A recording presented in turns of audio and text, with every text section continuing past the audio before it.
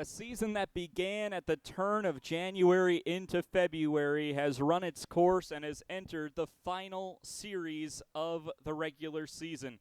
The Mars Hill Lions travel up to Mossy Creek to take on Carson-Newman, who enters the contest ranked number 17 in all the land in Division II. The Eagles, with a 33-14 record, 19-8 in South Atlantic Conference play, take on Mars Hill, who, to put it bluntly, has had a bit of a season to forget so far. 13-34 go the Lions through the 2025 campaign. 6-21 in the SAC, but for the Lions, they hope to end the season on a high note by taking down Carson-Newman in a 3-game series.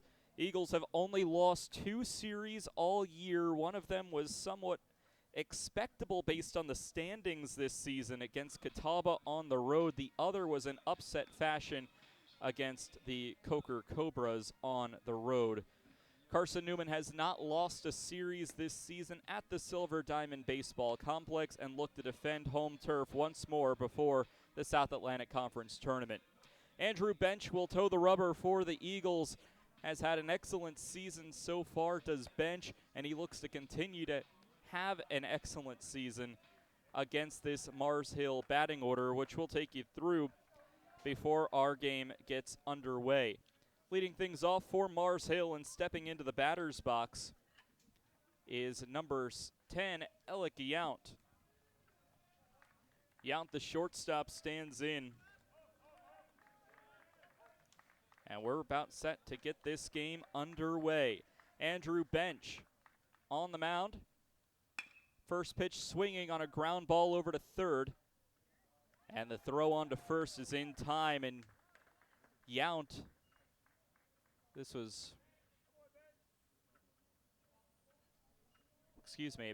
Yount looked like he stopped trying to run to first base about halfway through and just let the play continue as the throw went across the diamond for the Eagles. So with one down, brings up Walker Fox, who's also first pitch swinging. It will turn into 2 pitches, 2 outs, as the shortstop Ryan Jenkins will reach up behind the second base bag to put the squeeze on it and work quickly to the third batter in the Mars Hill batting order. This will bring up the designated hitter, number 15, Tarek Bumgardner. The two-way player from Newton, North Carolina out of Bandy's High School is a junior for the Lions as Mars Hill enters its final series of the regular season. Ball misses upstairs, and that's the first taken pitch of our game and our third batter in against Andrew Bench. When you take a look at the standings this season, a big swing and a miss by Bumgardner for strike 1. That evens up the count.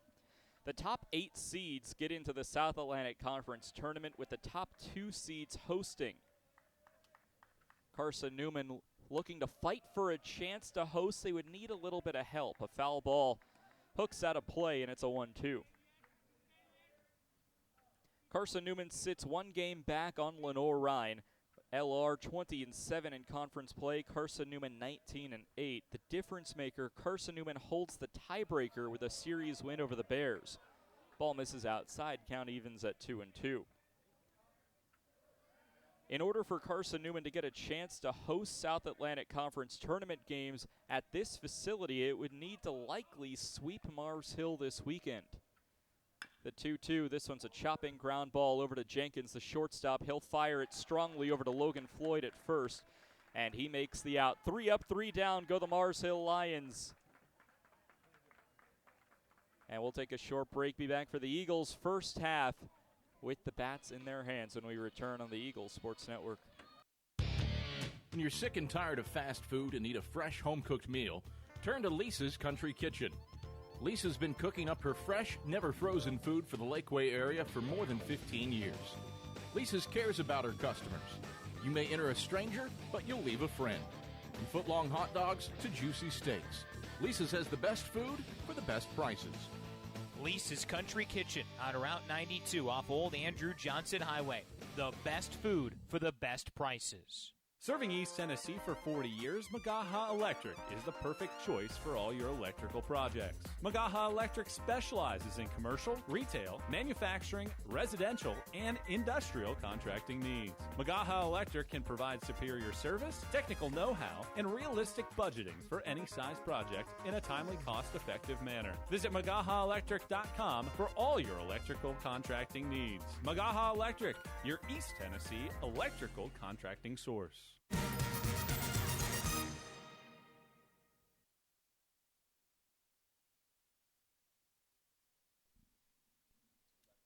Back here from the Silver Diamond Baseball Complex, it was a quick 3-up, 3-down inning for the Lions in the top of the first. Carson-Newman looking for some run support in the bottom of the first. Dustin Dunlap will be the man on the hill for Mars Hill, taking on Carson-Newman. Dunlap, the left-handed pitcher, will have to take on this dangerous Carson-Newman batting order of Ryan Jenkins, Spencer Williams, Logan Floyd, Cole Nathan, Aiden Gibson, Seth Benner, Braxton Smith, Frankie Delgado, and Trey Miller in that familiar 9-hole.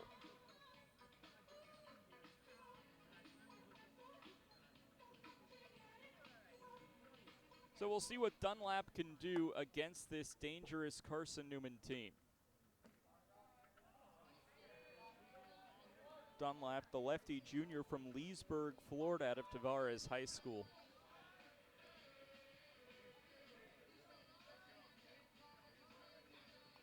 Dunlap 0-6 with an 8.01 ERA. Take a look at his last start. Coming against Emory and Henry, only pitched 2/3 of an inning against the Wasps. Ryan Jenkins stands in to lead things off for Carson-Newman. He'll take the first pitch high and away for ball one. Now, speaking of the Wasp of Emory and Henry, Carson-Newman faced off in a midweek contest that doesn't count as a conference game on the road against Emory and Henry. Ended up going 4-0 against the Wasps this season. Ball misses outside, and Jenkins County's even at 2-2. The Eagles swept Emory and Henry in a 3-game series at this facility back in mid-February around the weekend of Valentine's Day. Here's a 2-0. Jenkins shows bunt, pulls back, and it's taken high for ball 3.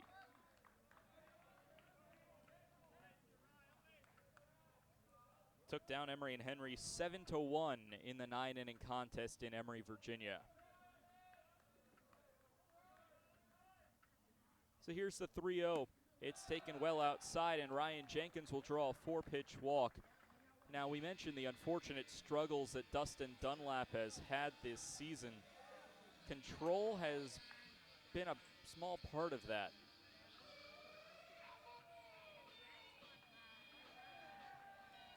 Brings up Spencer Williams, the right fielder. In that contest against Emory and Henry on the 18th, Dunlap only recorded 2 outs. However, both of them were strikeouts, and does a pretty good job of blowing the ball by a lot of batters.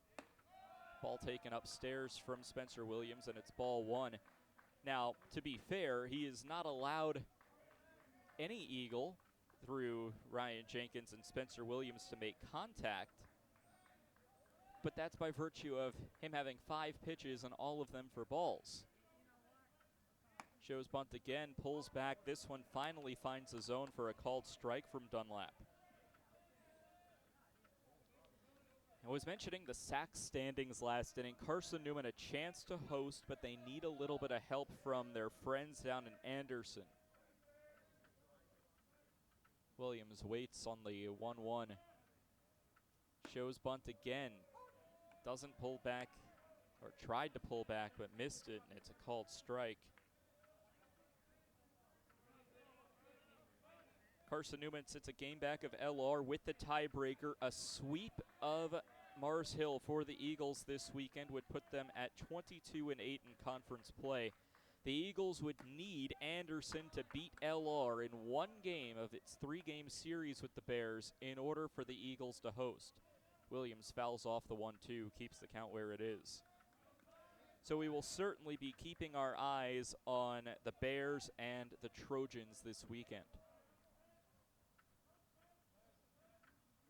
The 1-2 fouled off down the left side. Keeps the count at 1-2. Now for Mars Hill, this will be their final series of the season. Sitting at 6-21 in conference play, the Lions are at the bottom of the table in conference action. The top 8 teams make the SAC tournament. And right now the 8th place team is Wingate with 13 conference wins, a mark that Mars Hill cannot reach.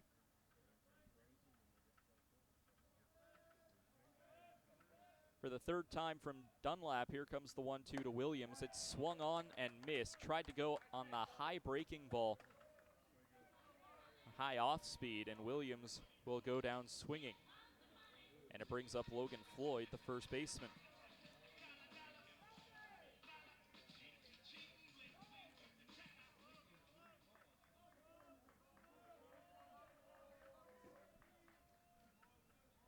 So Dunlap has not allowed a ball in play yet, has walked a batter, struck out a batter, and a foul ball on the first pitch of the Logan Floyd at bat will put the hottest hitter in the Eagles' order down in the count 0-1.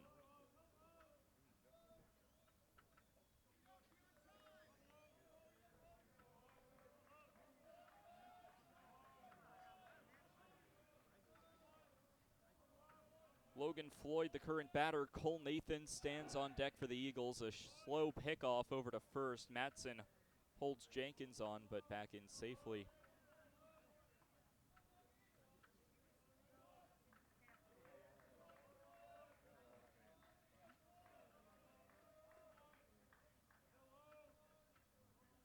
Still an 0-1 to Logan Floyd. The Georgia native takes a pitch high on an off speed.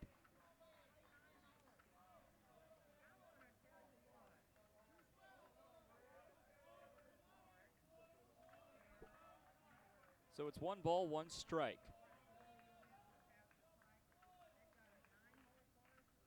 A swing and a hard hit ball towards center field. Jones, the center fielder for the Lions, is underneath it, and he'll reach up to make the catch. 2 away here in the bottom of the first after the Logan Floyd fly out to bring up Cole Nathan.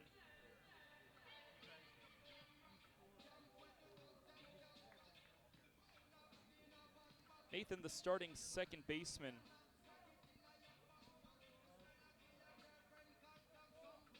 He'll bat with 1 on and 2 away. A .350 hitter on the season.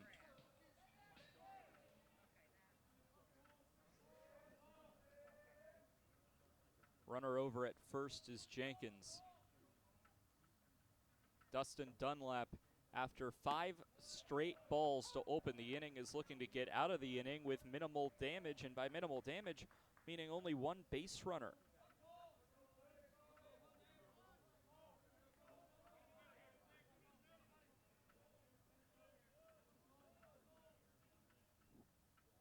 The 0-1 fouled off into the netting, and the count moves to 0-2.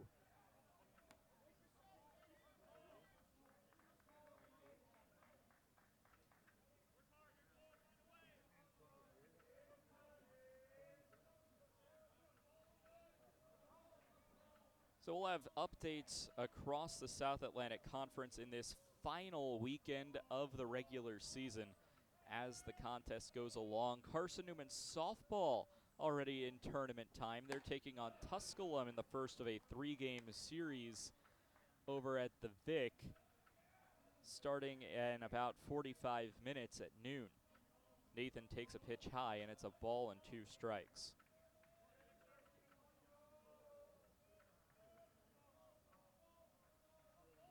One-two, runner goes on a foul ball. The hit and run doesn't pay off, and it's actually given up as Nathan fouls off the potential opportunity.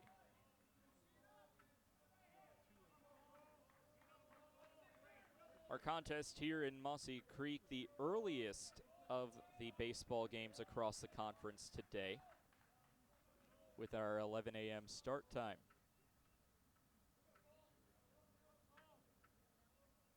Look over towards first base. Dunlap looks in, a strike away from getting out of the inning. He'll fire a pitch that misses downstairs on a 73-mile-per-hour breaking ball.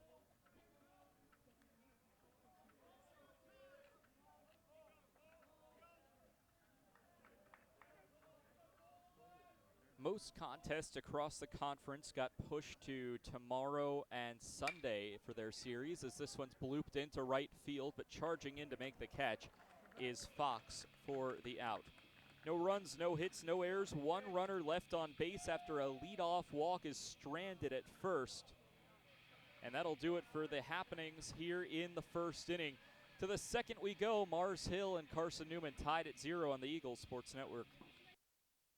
This is Carson-Newman men's basketball alum Taylor Hawkins. I want to help your family secure its financial future. I'm with Modern Woodman Financial Planning, where we touch lives and secure futures. Let Modern Woodman protect your family's financial security through life insurance, retirement planning, and financial services. You can contact me, Taylor Hawkins, at cneagles.com/Modern Woodman. That's cneagles.com/Modern Woodman. Help secure your family's financial future through Modern Woodman Financial Planning.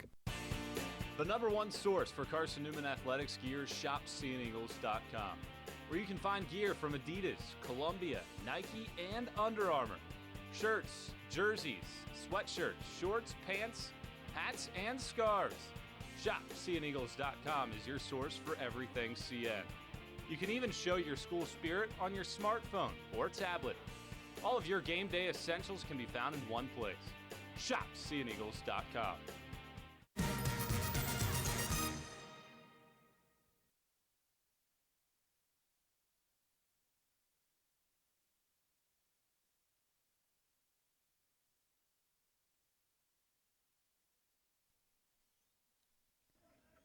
No runs, no hits, no errors to speak of through an inning of play as we head to the top of the second to take on between Andrew Bench and Peyton Starkey. In the first inning, it was a pretty quick 1-2-3 inning with a ground out to third, a pop out to the shortstop, and a ground out to short to go 1-2-3 for the Lions. Now Starkey looks to produce against Bench, who fires a first pitch slider into the zone for strike one.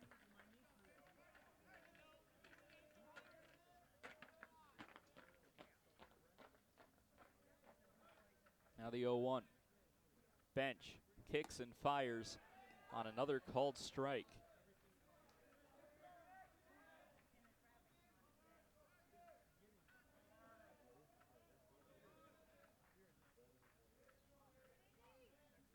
Bench has turned into one of the top pitchers as a pitch will miss upstairs. 4-1, a ball and 2 strikes. Really stepped up in the absence of Ryan Higgins, who went out of the rotation about 3-4 weeks ago with some uncomfort ability, I guess, in his right elbow. Fly ball hit deep down the right field line, but this one will drop into fair territory. Starkey's got extra bases down the right field line. It's finally picked up and thrown in. Starkey might have had a chance to go for third, but he'll stop for the sure stand-up double. First base hit is a double down the line, just stayed fair, and an excellent piece of hitting by Starkey. It was a leaping effort for Williams, but it just landed inside the line.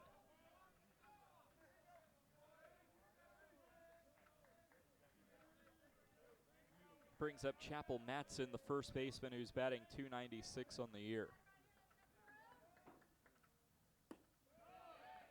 Called strike goes low in the zone.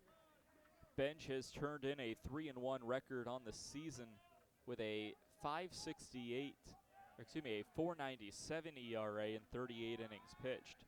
Pickoff back to first. It nearly went high, but it's corralled by Nathan over at second.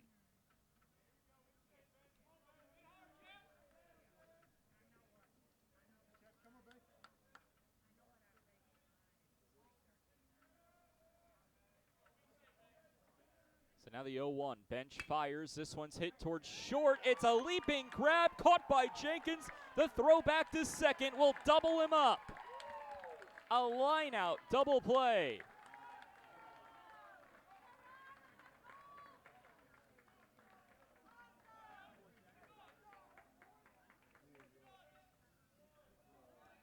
So a line out to shortstop, a leaping grab, full extension for Ryan Jenkins.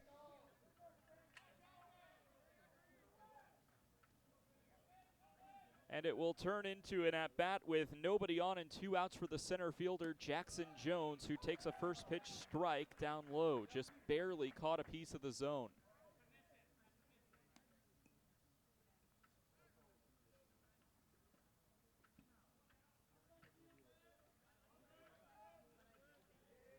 So it's an 0-1 after the double play ball. Jones, a .308 hitter on the year, waits on the second offering. It's another called strike on a borderline pitch, painting the corners as bench.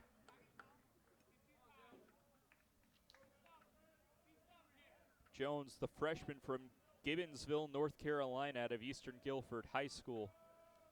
True freshman for the Lions, looking to become a key piece of Honeycutt's squad. Off the glove of bench, fielded by Nathan. The throw, cross body, he got him. 1-4-3, clipped off the glove of bench. Nathan snags it. Turnaround throw, cross body will get him out at first base. A couple Sports Center worthy plays for the Eagles defensively in the top of the second send us to the bottom half on the Eagles Sports Network.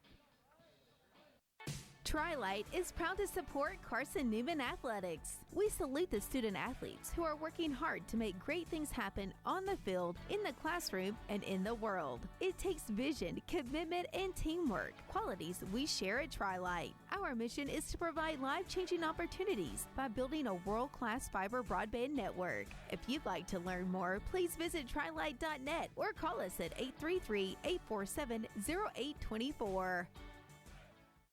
We select our insurance companies the same way you do, very carefully. When you work with us, you can count on receiving fast, courteous, and professional service and quality protection through Auto Owners Insurance. For a no-problem approach for your life, home, car, and business insurance needs, ask us about the No Problem Company, Auto Owners Insurance. Call Bible Insurance Agency at 423-586-4320 or go by 1600 East Andrew Johnson Highway in Morristown, serving the Lakeway area's insurance needs since 1931.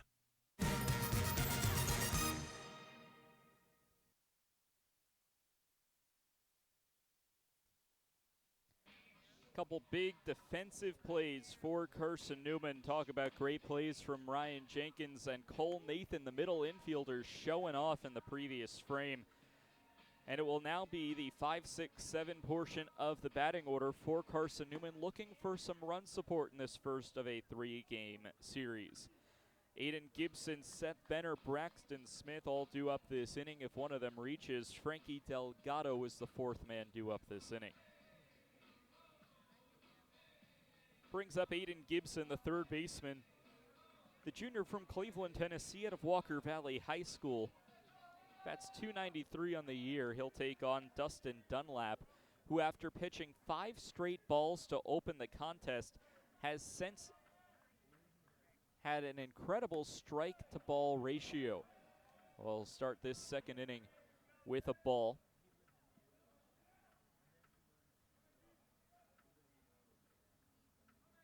After those 5 straight balls to open the contest, he only threw 3 more for the rest of the first inning combined. He'll throw 2 straight here to open the second.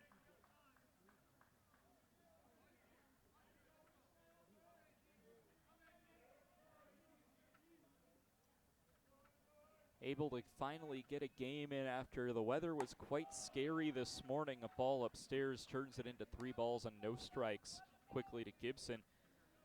Wet and rainy all morning from probably 7 a.m. to around just about 9:45. 3-0. That one finally finds the zone outside. It's a 3-1.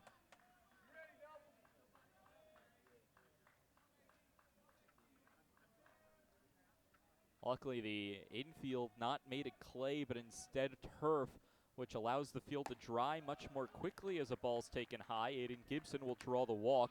It is the second walk drawn by the Eagles today off of Dunlap. Even though the outfielders might be feeling some dew and some moisture on the grass beneath their feet, certainly will not be felt by the batters, pitchers, or infielders.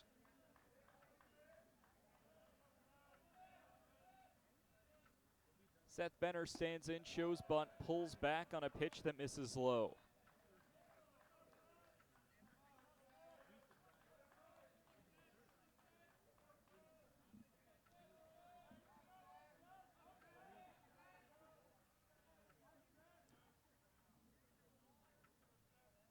Shows bunt again on the 1-0. It's a ground ball back to Dunlap. He'll throw it on to second for the out, so reaching on a fielder's choice is Seth Benner.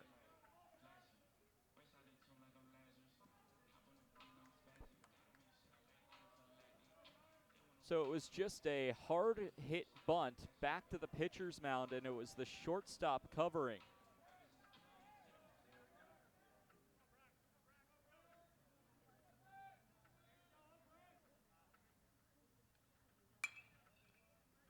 First pitch swinging on a foul ball that will get out of play.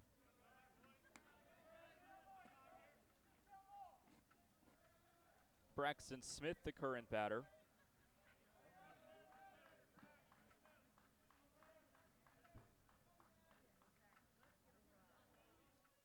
Eagles and Lions tied at 0. If you're just tuning in, bottom of the second inning between Mars Hill and Carson-Newman. Ball skips into the dirt. It's a wild pitch that will allow Seth Benner to advance 90 feet. Evens up the count to 1-1. And a runner in scoring position for the first time today for Carson-Newman after the wild pitch.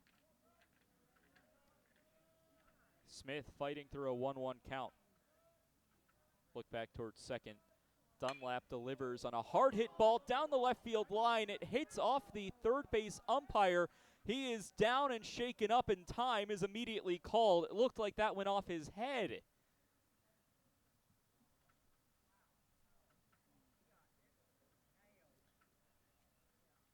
A really unfortunate situation here is our third base umpire is down. That is Jeremy Brooks. And immediately athletic trainer Rachel Jackson out and chatting with the third base umpire. Other umpires in our crew today, John Poulin is the home plate umpire. James Warfield is at first, but the attention right now is on Jeremy Brooks.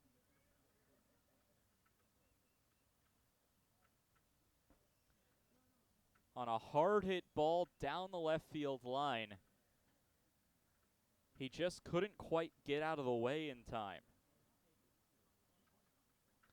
And there was some clear confusion from the Eagles on whether to continue the play or to focus the concern on the umpires, and the latter decision ended up emerging.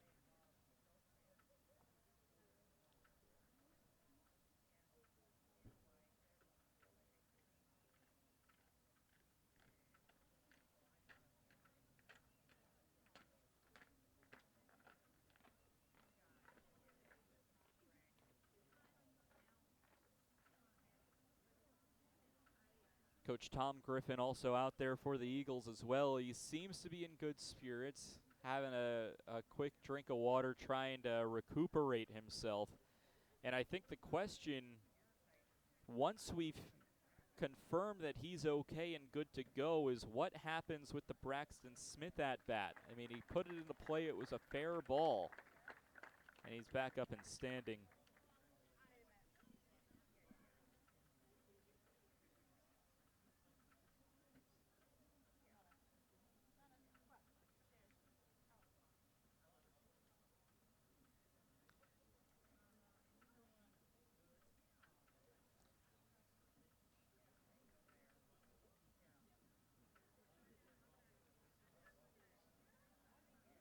So my apologies, it hit the umpire in foul territory. And of course, still making sure he's good to go. Main focus of concern right now is on the third base umpire, Jeremy Brooks. It looked like it almost hit him right in the shoulder blade. If you're watching our stream on Flow Sports, seemingly grabbed his right shoulder just then to explain to his other umpires what happened. And that one not a fun one to take, as that was 95 miles per hour off the bat of Smith.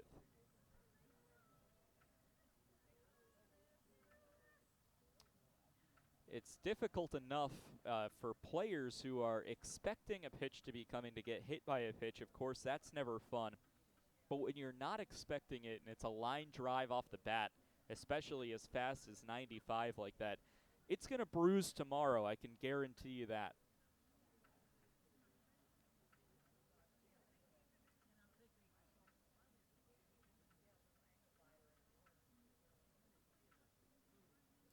If you're just tuning in on our audio-only streamer on Flow Sports, game in a temporary delay after a hard-hit line drive went foul and hit the third base umpire, Jeremy Brooks, in the shoulder. Has been checked out by head coach Tom Griffin, athletic trainer Rachel Jackson for the last little bit of time. Still taking a drink of water that was delivered out to him. And Dustin Dunlap, the pitcher for Mars Hill, still on the mound taking a couple warm-up pitches.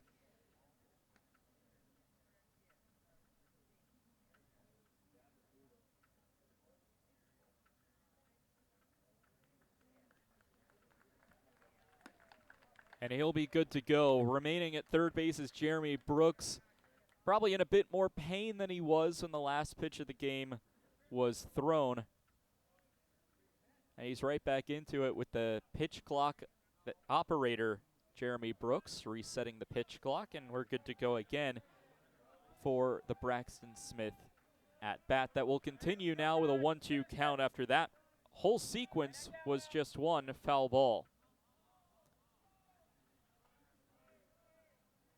Runner at second is Seth Benner as we reset in a scoreless ball game. The 1-2 will miss low for ball two. Well, I guarantee you if Braxton Smith swings again, we're going to get a flinch from Jeremy Brooks down the third baseline.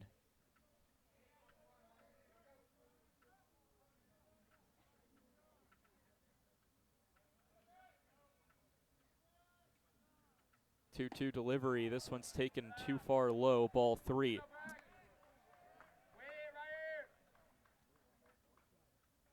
It's called the hot corner for a reason, and especially with a right-handed batter who's turning his back to the plate, you can't really see that ball emerge until that swing is already in the backswing. Another line drive to third. This time it's caught. The throw on to second is in time for the out. A line drive out. Jeremy Brooks was nearly the target of a line drive again. This time it works out for the Lions. A line out double play sends us to the third on the Eagles Sports Network. Don't know what to wear on game day? Head over to shopseeandeagles.com for all of your Carson-Newman athletics gear. You can find clothing from Adidas, Columbia, Nike, and Under Armour to cover you from head to toe. ShopSeeingEagles.com also has duffel bags, backpacks, jewelry, pet supplies, and gifts. Don't waste any more time. Prove you are the ultimate Carson-Newman fan with the official gear of the Eagles at ShopSeeingEagles.com. Visit today. Dorm food got you down? Need a home-cooked meal? Then Lisa's Country Kitchen is for you. Lisa's Country Kitchen has been feeding Carson-Newman students for 15 years. Lisa's has a family-friendly atmosphere all day long, from the morning with her $2.99 breakfast specials to dinner with Lisa's fresh, never-frozen steaks. Carson-Newman students get a 10% discount with their student ID. Lisa's Country Kitchen on Route 92 off Old Andrew Johnson Highway. The best food for the best prices.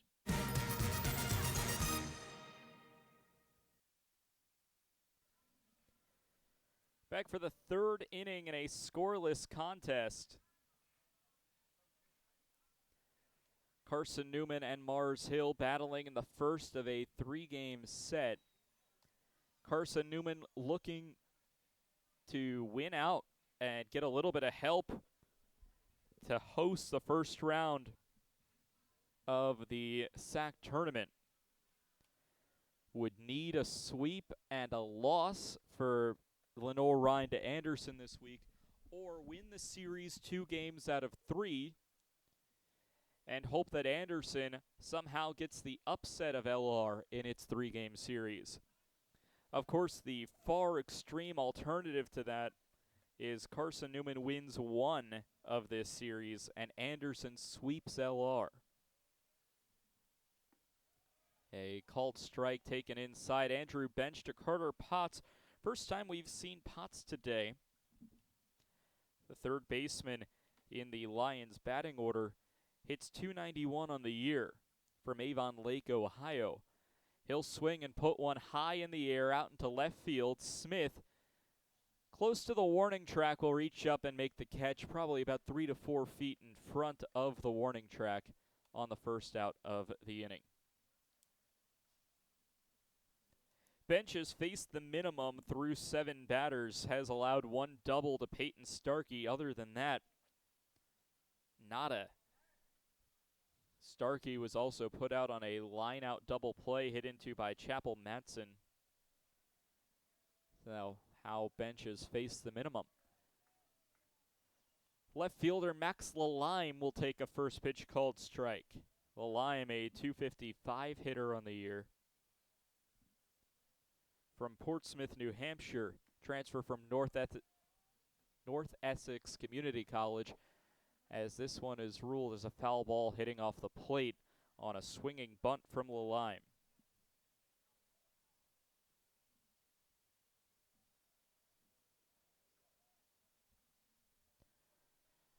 Mars Hill wearing the road gray pants with navy blue stripes up the side with a royal blue belt.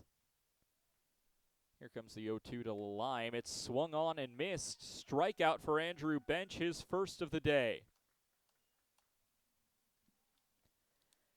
2 down here in the third for Mars Hill. Brings up the bottom of the order Dawson Anderson wearing number 44. The freshman catcher from Dunn, North Carolina, has a .229 average on the year.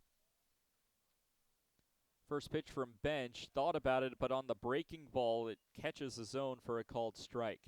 Bench 22 pitches, 19 of them have gone for strikes. The Lions wearing black uniforms with Lions spelled out across the front in block lettering with a white outline. The 0-1.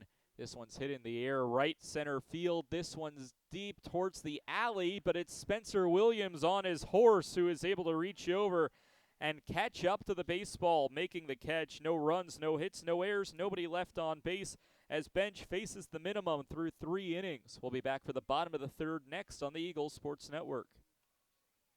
Domino's Pizza in Jefferson City has deals for Carson-Newman students. Bring in your valid student ID when you order for pickup or delivery, and Domino's in Jefferson City will give you a steaming hot large one-topping pizza for $4.99.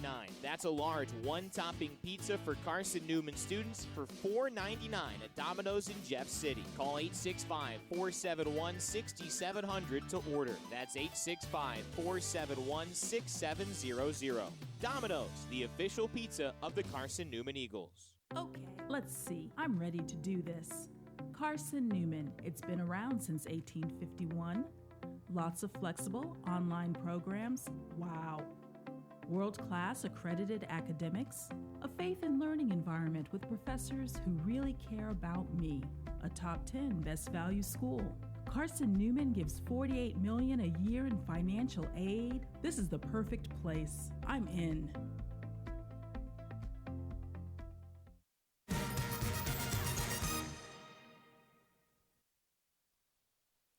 Back here on the Eagles Sports Network for the bottom of the third inning between Carson-Newman and Mars Hill. A scoreless contest so far, and what has been a good performance turned in by Dustin Dunlap. Has not allowed a base hit to the Eagles through the first 2 innings of play. It'll be Frankie Delgado, Trey Miller, then back to the top of the order for Ryan Jenkins.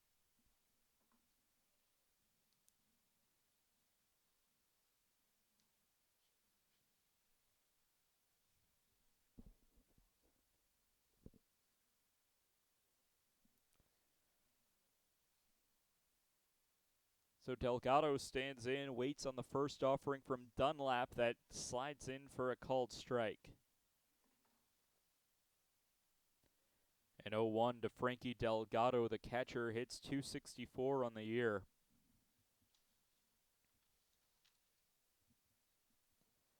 Delgado has turned into the everyday catcher as a called strike finds the zone. Native from Deltona, Florida, out of Lake Mary Prep. Crew heading to the bullpen for Mars Hill down the right field line as Delgado swings on a drop third strike. The throw down to first will get him in time.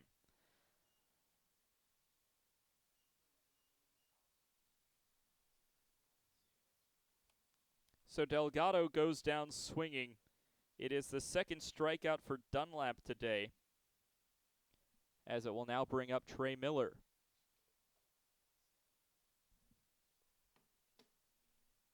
Miller, the final Eagle to grab a bat for the first time. One of the most dangerous hitters in the order, shows bunt, has that mix of power and speed. The ball will miss upstairs to start the Miller plate appearance.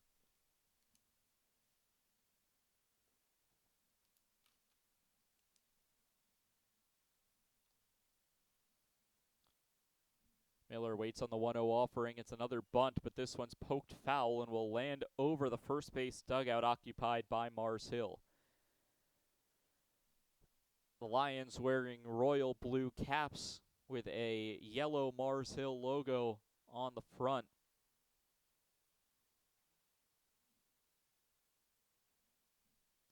Yellow accents on the top of the cap as well. The ball will miss outside for ball 2. Eagles wearing the home white pants with a navy blue stripe up the side, a navy blue belt with navy blue jerseys to match. Eagles written in white across the front with matching numbers on the back, both with thin orange outlines. 2-1 swung on and missed. Big cut by Miller. That turns into a 2-2 count. Eagles have yet to get a base hit one time through the order against Dustin Dunlap. Trey Miller is the final opportunity.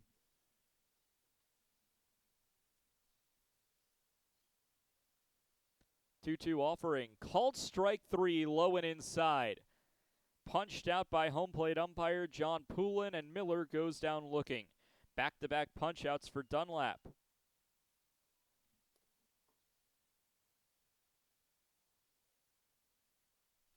Back to the top of the order, it brings up Ryan Jenkins.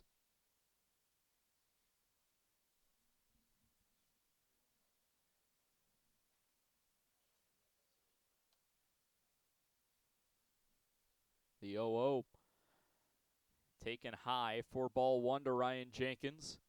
Dunlap has done an excellent job. Mentioned that first time through the batting order. Has held the Eagles off the hit column.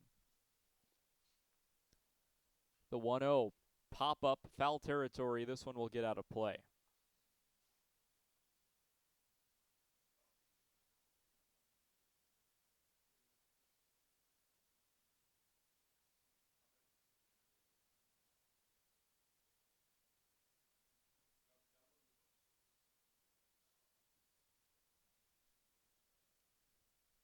So here's the 1-1 offering to Ryan Jenkins from Dunlap, who's looking to get through his third complete inning scoreless.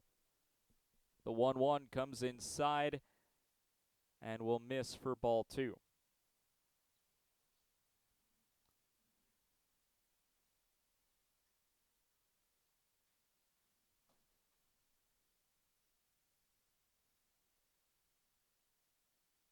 Mars Hill looking for the upset of the team ranked number 17 in the country. A ball will miss upstairs for ball 3. The Eagles looking to continue to claim stake that they should be one of the teams allowed into the NCAA Southeast Regional Tournament. The 3-1 called a strike downstairs. Jenkins thought it was another free pass to first, but instead it is drawn back into the batter's box by the home plate umpire John Poulin.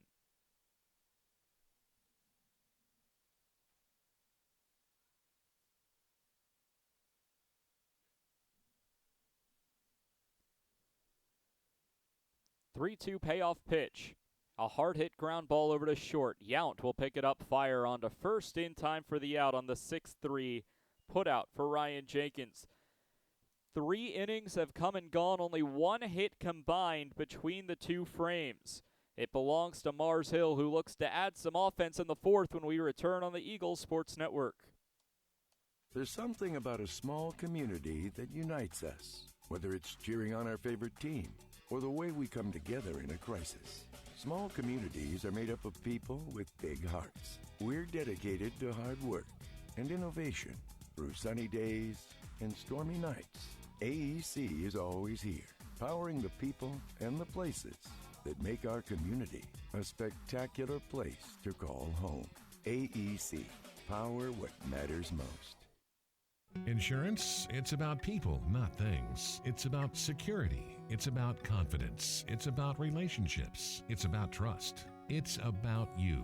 As a local independent agent, Bible Insurance Agency can design an insurance program that's just right for you and your family. Give the people you love safe, sound, secure protection from Auto Owners Insurance. Call Bible Insurance Agency 423-586-4320 or go by 1600 East Andrew Johnson Highway in Morristown.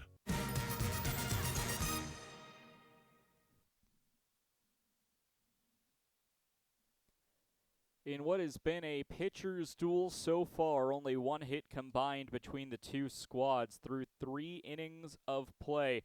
The only hit was a double down the right field line that Spencer Williams nearly had in his glove for Peyton Starkey a couple of innings ago. As we enter the 4th, it's Alec Yount, Walker Fox, and Tarek Bumgardner. That combined part of the order went 3 up, 3 down when they led off the first inning.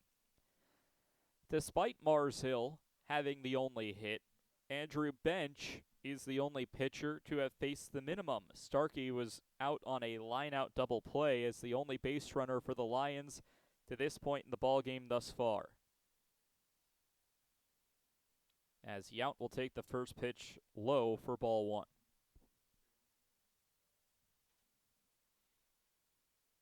Bench has kept his pitch count to a minimum as well. Another ball will miss downstairs. That's just his 25th pitch of the contest here in the 4th inning.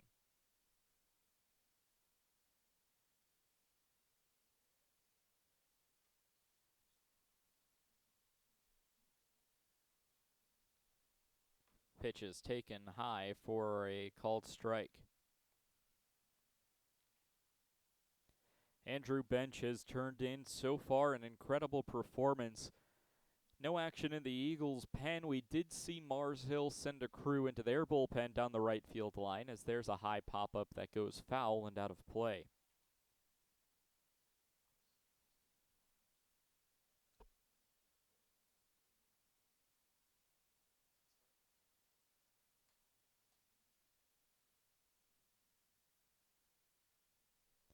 Two-two.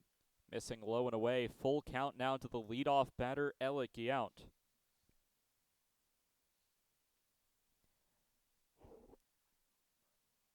Carson-Newman and Mars Hill, just one of 2 South Atlantic Conference contests that will be occurring today.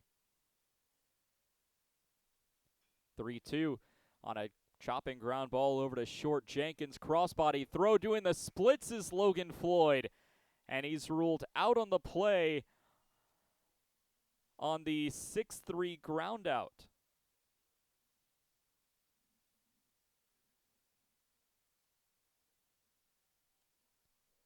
Incredible play there from Jenkins. As it was a slow roller, Gibson and Jenkins had to communicate with each other on who was going to field that ball. It ended up being Jenkins calling off Gibson and making an incredible throw onto first. Walker Fox, first pitch swinging a fair ball. It's a 3 unassisted. Walker Fox has seen 2 pitches today. He has swung at both, has put both in play, popped out to short, and now grounded out to first, unassisted. Tarek Bumgardner, his last time up, grounded out to short.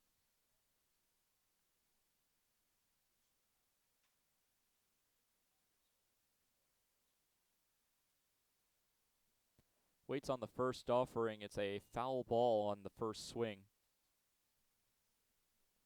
Just catching a piece of Bench's pitch.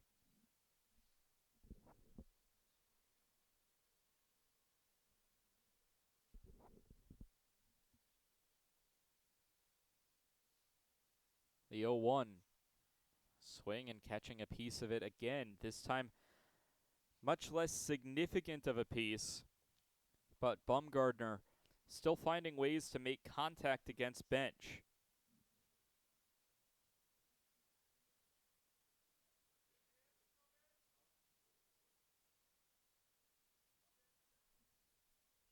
Ball will miss low. And it's a ball and 2 strikes to Bumgardner. Home plate umpire John Poulin asking for a couple new baseballs.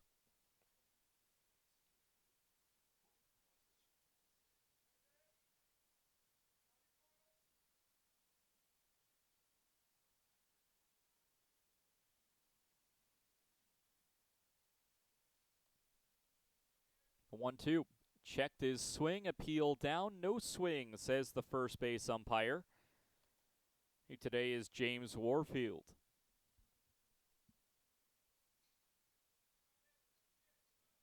So that'll even up the count. 2 balls, 2 strikes, 2 outs, nobody on, and a scoreless game for Tarek Bumgarner. The 2-2. Ball hit towards third, picked up by Gibson. Throw across the diamond is in time for the out. The pitcher's duel continues with another 3 up, 3 down frame for Mars Hill. The Eagles will have another chance to hit when we return for the bottom of the 4th next on the Eagles Sports Network. Sure, we've been around a while, 171 years to be exact. We know the power of a liberal arts-based Christian education and the tremendous potential of what can be found on this campus, within this community. We are adventurers, dreamers, believers, passionate and compassionate, curious and clever, driven by a common purpose towards a common goal. I found my passion. I found purpose. We are Carson-Newman. Okay, is his number still 43? I can't tell with their jerseys. Domino's Pizza in Jefferson City and Morristown wants to help feed your business. When you're hungry at lunch, show your business card at Domino's in Jefferson City and Morristown when you make your purchase for pickup or delivery to get 25% off the entire order. That's 25% off your order at Domino's in Jeff City and Morristown when you show your business card. Call 865-471-6700 to get a pizza. Domino's, the official pizza of the Carson-Newman Eagles.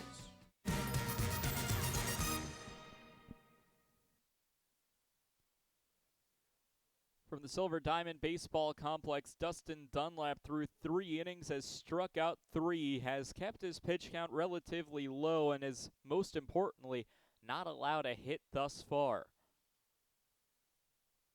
Dunlap entered with an ERA of about 8. He has certainly found a way to shrink that with 3 hitless innings.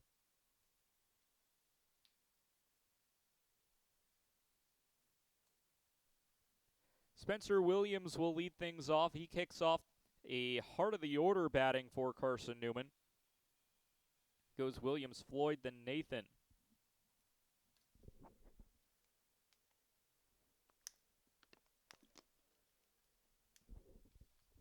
He shows bunt, but it goes well high and foul. That one hit near the upper half of the netting on a bunt shown by Williams.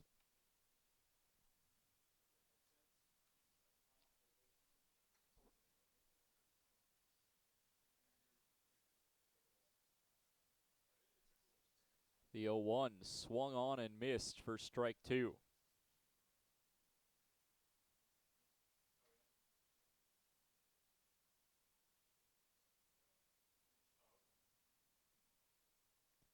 Well, in the latest Division II baseball bracketology, the Eagles are mentioned as the 0-2 finds its way inside the zone. Williams can barely believe it as he looks back at the home plate umpire in a look of shock and disbelief.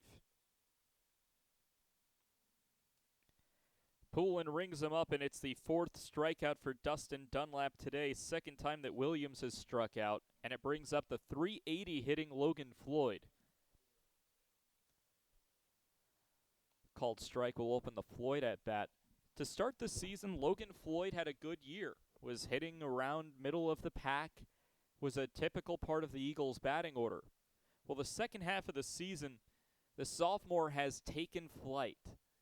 The 0-1, this one's hit well and hard out towards left field. Lalime, the left fielder, is the man there to reach up and make the catch. Floyd now 0 of 2 on 2 flyouts. And it brings up Cole Nathan.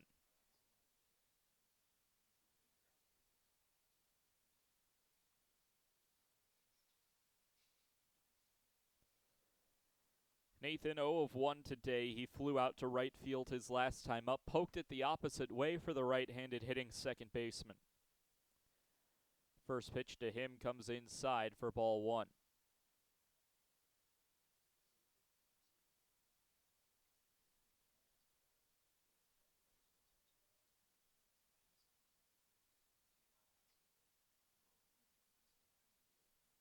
Another pitch taken low, And it's quickly a 2-0 count to Cole Nathan.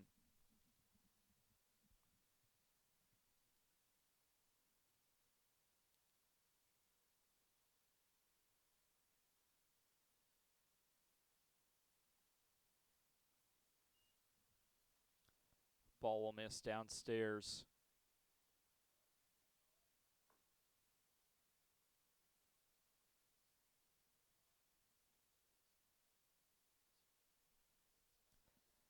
Two-one. This one skips into the dirt as well, and it's ball 3.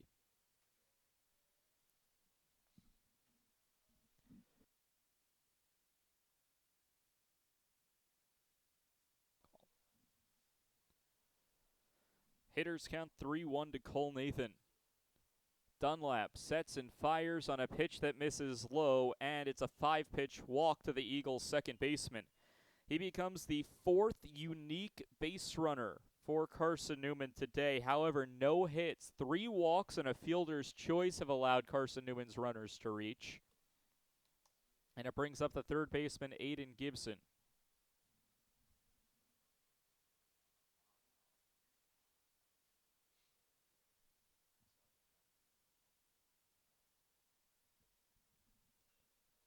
A fly ball, this one's hit towards right field, but it tails foul and lands on the hill in foul territory.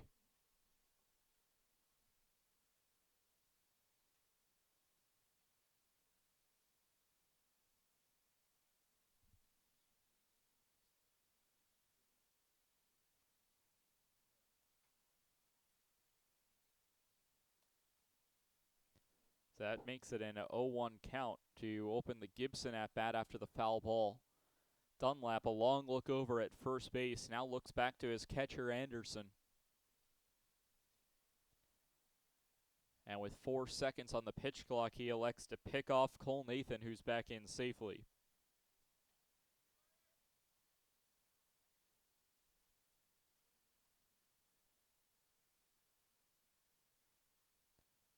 I was mentioning Carson-Newman, a part of Inkblot's latest bracketology. So ball misses outside, evens up the count to a ball and a strike.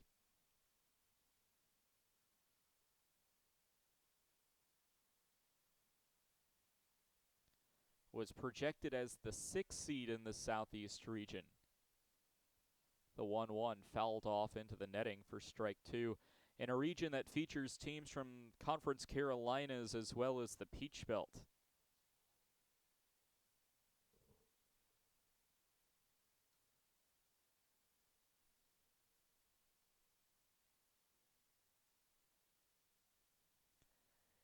Ball and 2 strikes to Aiden Gibson. On the 61st pitch of the morning for Dustin Dunlap, he gets a swing and a miss. Strikeout number 5 for Dustin Dunlap in his best performance of the season thus far. No runs, no hits, no errors, a runner left on base for the Eagles. We're scoreless through 4 here in Jefferson City. How do you know you're in a community, not just a town? Well, strangers smile as they walk by. They refill your coffee without you asking. And when you ask directions, people offer to walk you there. Communities give more. The way you know when you walk into First Bank that you are in a real community bank. Great products, direct access to your local bankers, and relationships that can last a lifetime. Don't just have an account. Have a community with First Bank. Member FDIC. At InterDigital, we strive to be a leading provider of cutting-edge digital and marketing solutions.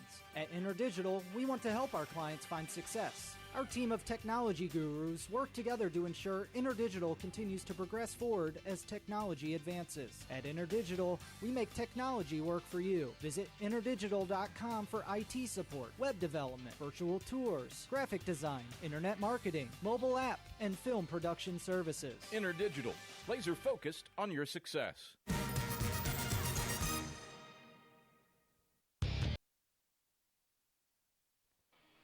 Andrew Bench has had an incredible day on the mound so far. Only allowed 1 hit, has not allowed a run, while striking out a couple.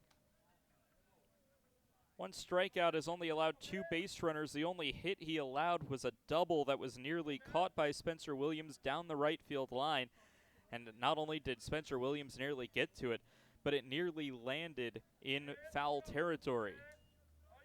Well, the man who hit that double, Peyton Starkey, is the first man to hit this inning. So it's Starkey against Bench, round 2. Bench is hoping to get the better of him this time around as the first pitch cuts inside for a called strike.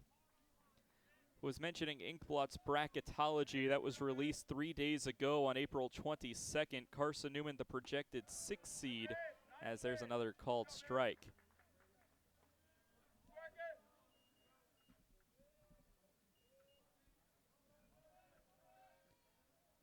Starkey on the ropes. Bench fires on a high hit pop-up into right center field. Difficult play into the Bermuda Triangle, but Spencer Williams will get his revenge. Couldn't quite get to the ball the last time around. He does this time, and Starkey is retired on a fly out to right. Chappell Matson lined out to short his last time up on a leaping grab by Ryan Jenkins, who essentially robbed him of a base hit.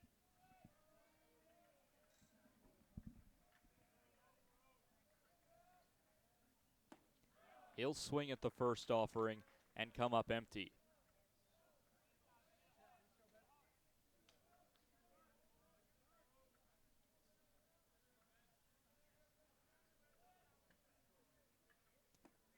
Ball taken low and away. Bench has had an incredible strike to ball ratio.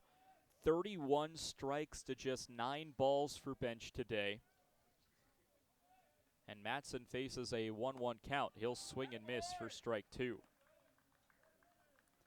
But Carson-Newman put into, according to Inkblot's bracketology, a really, really difficult sub-region. Here comes the 1-2. This one misses away. 2 balls and 2 strikes. That sub-region features the 2 seed, which is currently projected to be Lenore Rhine, the 3 seed, which is projected to be Catawba, and the 7 seed, North Georgia. An insanely difficult sub-region projected for the Eagles as of April 22nd. Foul ball put back, and the count remains 2-2. On the other side, the other sub-region hosted by North Greenville, the 4 seed Young Harris, the 5 seed Belmont Abbey, and the 8 seed Francis Marion.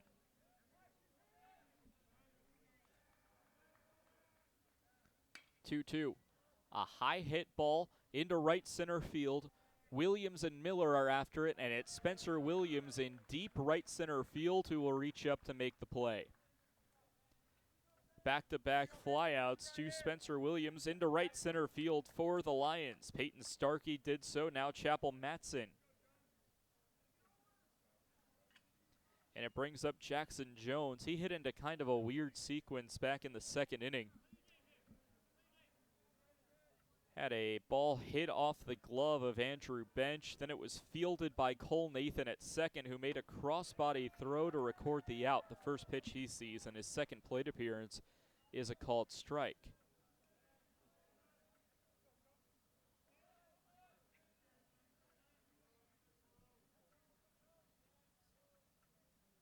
The 0-1 comes inside, and it's ball 1. So a ball and a strike to the 3rd batter of the 5th inning in a scoreless contest that has only seen 1 combined base hit.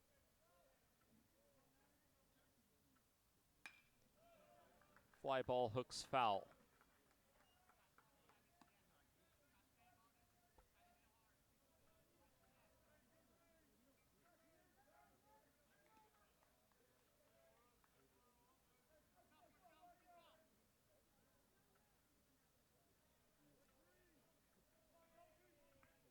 So a ball and 2 strikes for Jones, who dribbles a foul ball up the first baseline where it's fielded by somebody in the Mars Hill dugout. Bench closing in on 50 pitches this afternoon. He has kept his pitch count to about as low as you can really ask for. 1-2, hard hit ball to short. Jenkins throws on to first in time for the out. 6-3 ground out. It's the third straight 3 up, 3 down inning for Carson-Newman. And for Andrew Bench, he'll be heading to the 6th inning with just 49 pitches on his line. The Eagles looking for offense when we return on the Eagles Sports Network.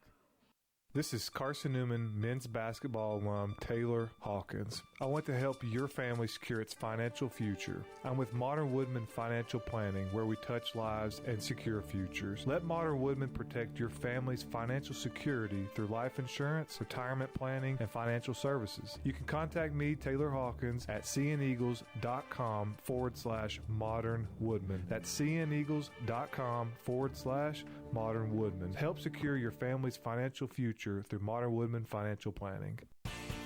The number one source for Carson-Newman athletics gear is shopseeandeagles.com, where you can find gear from Adidas, Columbia, Nike, and Under Armour. Shirts, jerseys, sweatshirts, shorts, pants, hats, and scarves. Shopseeandeagles.com is your source for everything CN. You can even show your school spirit on your smartphone or tablet. All of your game day essentials can be found in one place. ShopSeeAndEagles.com.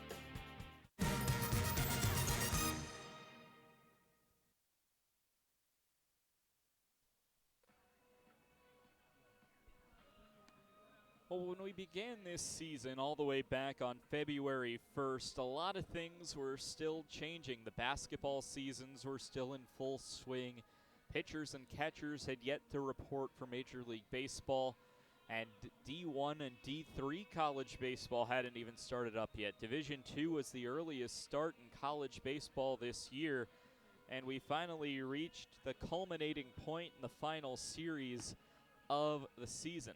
And a lot's changed since then. We've crowned a national champion in all 3 divisions of NCAA basketball.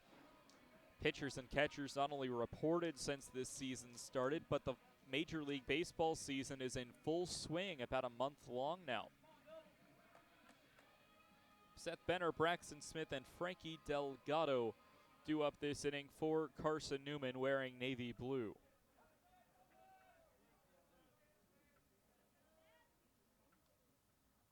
Benner will take the first pitch low, and that's pitch 62 from Dustin Dunlap, the left-handed pitcher who has really impressed so far in this game. Dustin Dunlap entered with an 0-6 record, an 8 ERA, and really had not had a lot of distance in his appearances this year, as a foul ball will put the count even at 1 ball and 1 strike. As a matter of fact, the furthest that Dustin Dunlap has gone this season has been 5 innings, and that was a 9-0 loss to Tusculum. A ball missing downstairs, and it's a 2-1 count. In that game, he only allowed 3 hits, but allowed 3 runs to go alongside it.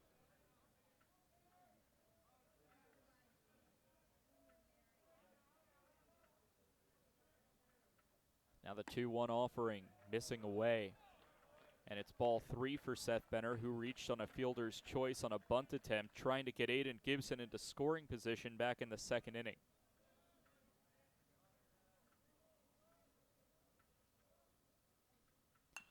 (3-1) is fouled off, and the count's full. All the way back in the 3rd inning, which is only 2 innings ago, I guess, so we saw a bullpen crew head down the right field line to enter Mars Hill's bullpen. But it has been Dunlap's game, and rightfully so, has not allowed a base hit to the Eagles. Has allowed 3 walks, which is a small blemish on his line today. Hard hit ball, hit over towards third. Potts throws cross diamond in time for the out. The Eagles are hitting the ball hard. It's just straight at a few Lions. And the 5-3 ground out will open up the 5th inning for Carson-Newman. And bring up Braxton Smith. Good play by Potts over there at third.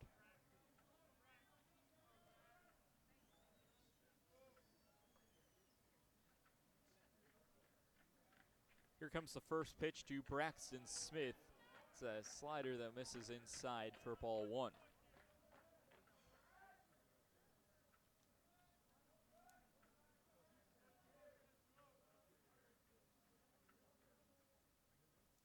The 1-0, this one's hit well down the left field line. It's the first Carson-Newman hit of the day, and it will be for extra bases. Chugging into second with a slide, and safe is Braxton Smith.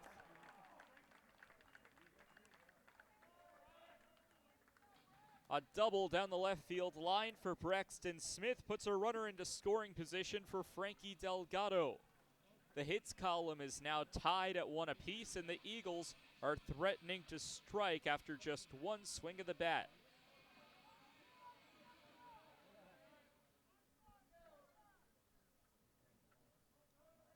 Frankie Delgado struck out swinging his last time up on 3 straight pitches, and now there will be time called as head coach for Mars Hill, Zach Honeycutt, comes out to fix his catcher's equipment. Catcher for Mars Hill today, Dawson Anderson, number 44. Something seems to be of concern on his back.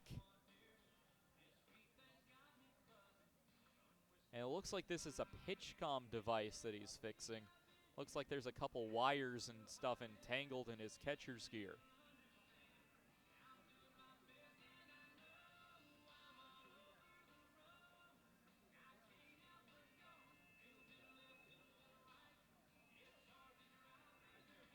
So just fixing a few technicalities on the back of the catcher's equipment. So the baseball starts to move into the modern age. We're starting to see more and more of these pitch-com devices.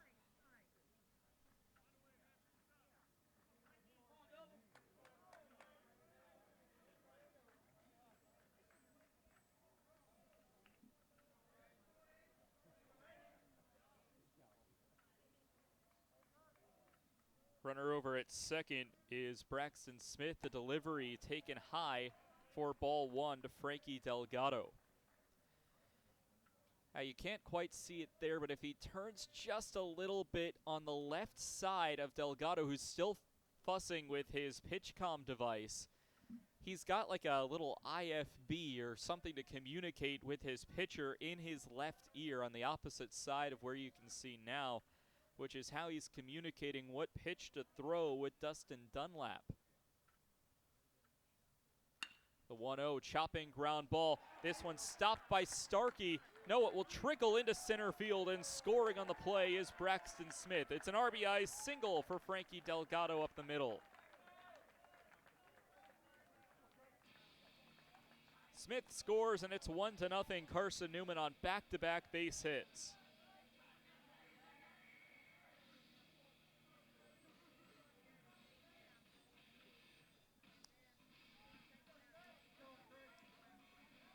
Trey Miller steps in. He struck out looking his last time up. But yeah, pitch-com devices will make baseball traditionalists squirm in uncomfortability. A bunt laid down the third base line, but it trickles foul for Trey Miller, strike one. But the reality is, the longer that we get into this technological revolution, the more modern and more advanced that baseball will get. And I don't think it's too far-fetched to say that by the time today's, I would say, 7th, 8th graders are around the time that they'll be in Major League Baseball, I think the old way of flashing signs for catchers and pitchers will be by the wayside. Ball comes inside, and it's ball one. 1 ball and 1 strike.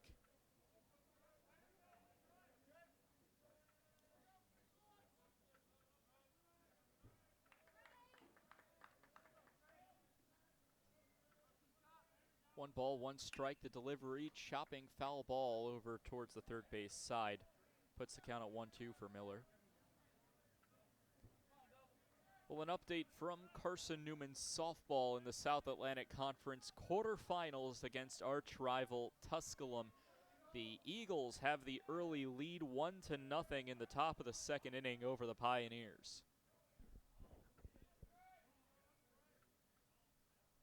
The 1-2. Missing low, runner goes, throw down to second, but called safe as Frankie Delgado was running like he had a refrigerator on his back, but was still able to make it to second in time.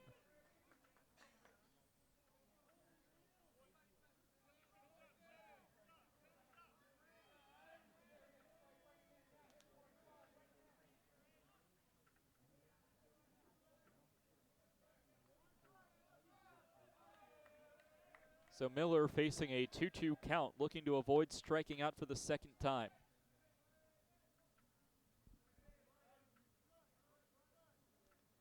Dunlap's delivery. This one gets away on a wild pitch. Runner advances to third, and now another run for the Eagles 90 feet away as Delgado sprints up to third.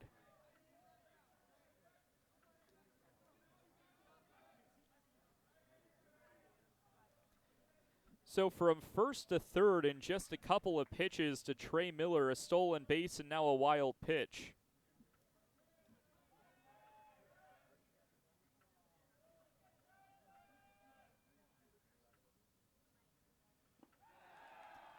And this one's ball 4 low. Runners at the corners for the top of the order, Ryan Jenkins. Fourth walk surrendered by Dunlap today. And that will be enough for head coach Zach Honeycutt. He's making a call to the bullpen, and that will send us to a timeout here on the Eagle Sports Network. We'll be back with all the details on the new Mars Hill pitcher when we return on the Eagle Sports Network.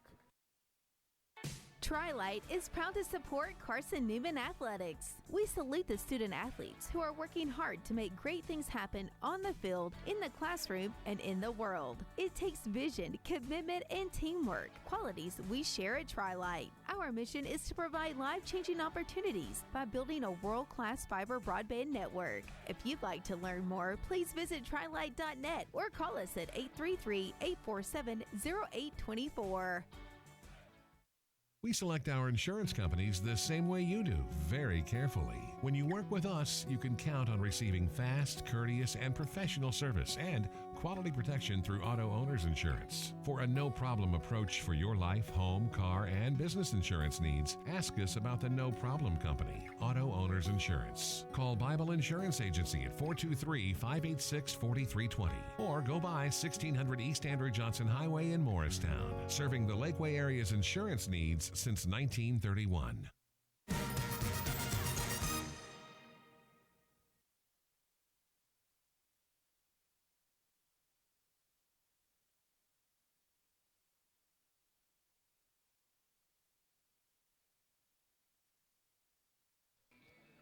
New pitcher into the ball game for Mars Hill. Christian Galindo comes into the ball game. The utility player can be put into the roster around anywhere on the field, but is coming in to pitch. The right-handed arm is the first man out of the bullpen for Mars Hill.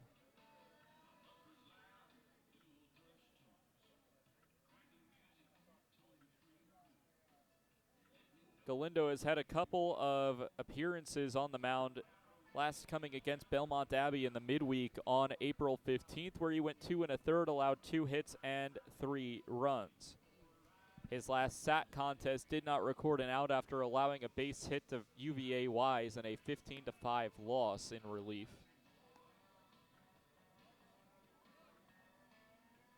So Christian Galindo will be the next batter for the Eagles to face, and it's the top of the order.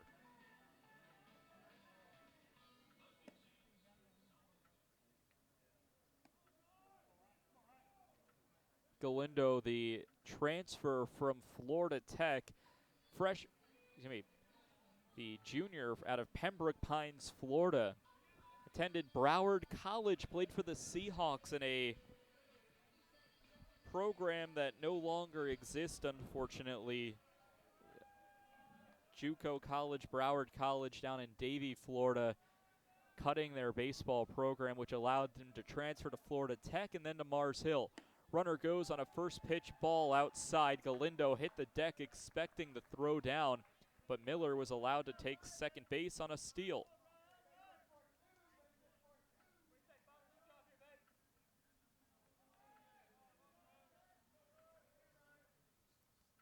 The 1-0 fouled off, and it's strike one. Now, an interesting high school career for Christian Galindo. Attended Broward Virtual High School, which still is a physical location, believe it or not, in Coconut Creek, Florida. A chopping ball hit over towards short. Yount has really no play, and everyone will be safe. Excuse me, the runner in Trey Miller is out on the play. Apologies there.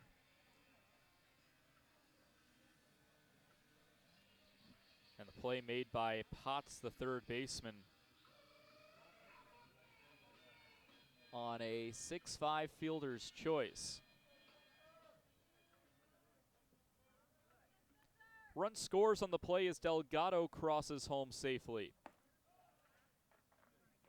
And a first pitch ball taken outside for Spencer Williams. It's 1-0. So Jenkins now 0 for 2 after reaching on the RBI fielder's choice.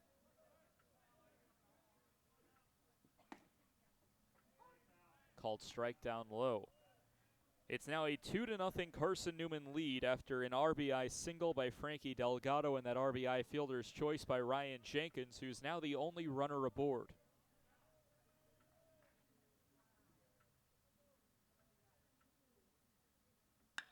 One. High fly ball.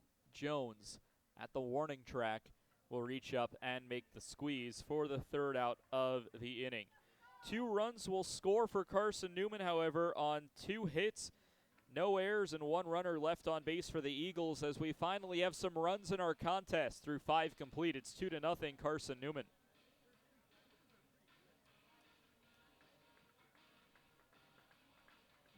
Don't know what to wear on game day? Head over to shopseeandeagles.com for all of your Carson-Newman athletics gear. You can find clothing from Adidas, Columbia, Nike, and Under Armour to cover you from head to toe. ShopSeeingEagles.com also has duffel bags, backpacks, jewelry, pet supplies, and gifts. Don't waste any more time.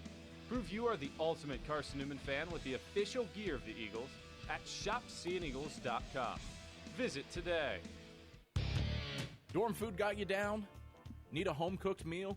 Then Lisa's Country Kitchen is for you. Lisa's Country Kitchen has been feeding Carson-Newman students for 15 years. Lisa's has a family-friendly atmosphere all day long, from the morning with her $2.99 breakfast specials to dinner with Lisa's fresh, never-frozen steaks. Carson-Newman students get a 10% discount with their student ID. Lisa's Country Kitchen on Route 92 off Old Andrew Johnson Highway. The best food for the best prices.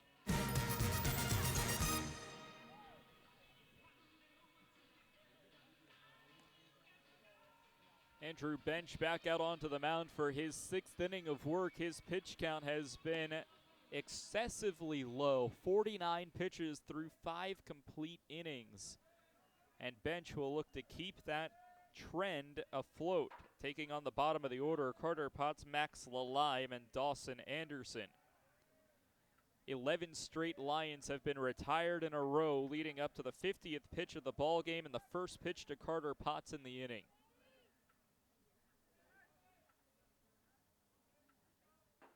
First pitch of the frame from Bench is a called strike outside. The last and only Lion to reach against Andrew Bench today was Peyton Starkey on a double back in the second. The 0-1, this one's hit sharply, and that's a base hit down the left field line. It will be a base hit for Potts, and he'll settle for just 1 bag.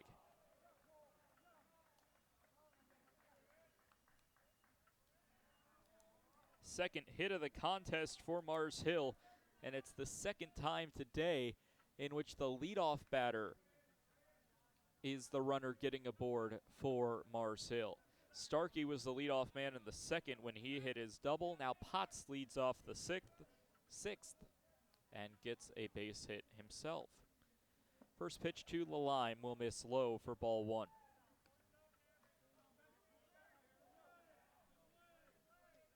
Max Lalime, the sophomore outfielder from Portsmouth, New Hampshire.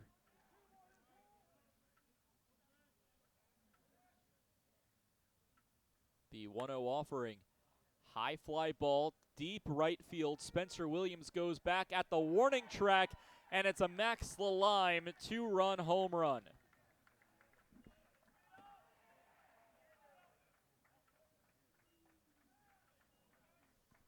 '89 off the bat, a 342-foot shot to right field for Lalime, and this ball game is tied. So Lalime, with one swing of the bat, ties up the ball game with a 2-run home run that scores Carter Potts. Brings up Dawson Anderson now.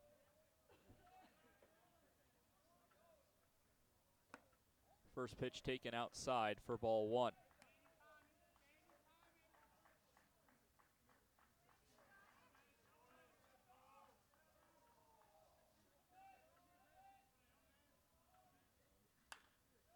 Fly ball hit foul. For Max Lalime, it's home run number 5 on the season. Still has a ways to go to match Tarek Bumgardner, Walker, Fox, and Chappell Matson, who all lead the team with 8 long balls. The 0-1. Swung on and missed for strike 2.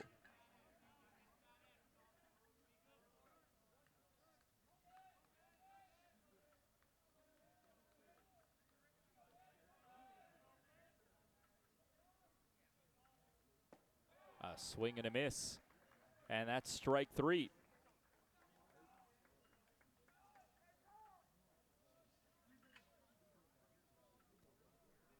So Dawson Anderson goes down on strikes. It is the second strikeout of the afternoon for Andrew Bench and Carson-Newman, and it follows up the Lalime home run.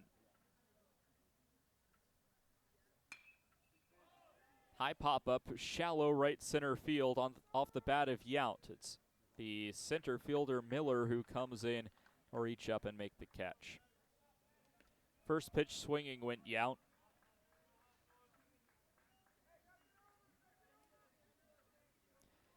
And this brings up Walker Fox, the second batter in the order. He'll bat with nobody on and 2 away after the ball game had already been tied off the Lalime home run. It's been the bottom of the order in the past 2 half innings that have been producing for both Carson-Newman and Mars Hill.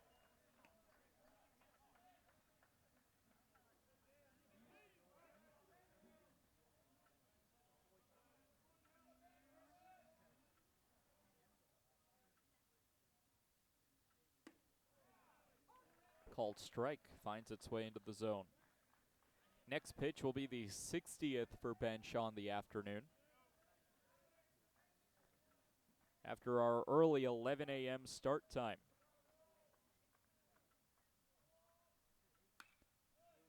The 1-1 popped foul. This one will get out of play.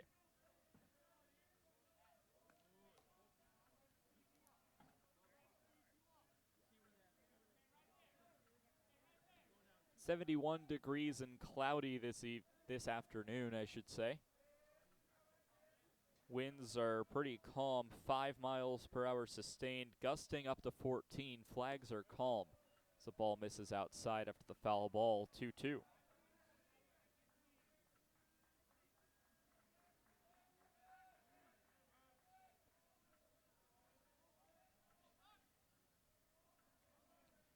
Fox looking to keep the inning going for Mars Hill.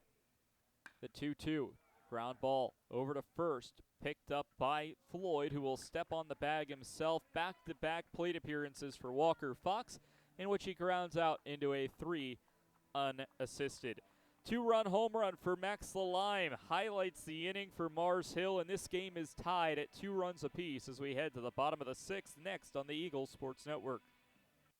Domino's Pizza in Jefferson City has deals for Carson-Newman students. Bring in your valid student ID when you order for pickup or delivery, and Domino's in Jefferson City will give you a steaming hot large one-topping pizza for $4.99. That's a large one-topping pizza for Carson-Newman students for $4.99 at Domino's in Jeff City. Call 865-471-6700 to order. That's 865-471-6700. Domino's, the official pizza of the Carson-Newman Eagles. Okay, let's see. I'm ready to do this. Carson-Newman. It's been around since 1851. Lots of flexible online programs. Wow. World-class accredited academics. A faith and learning environment with professors who really care about me. A top 10 best value school. Carson-Newman gives $48 million a year in financial aid. This is the perfect place. I'm in.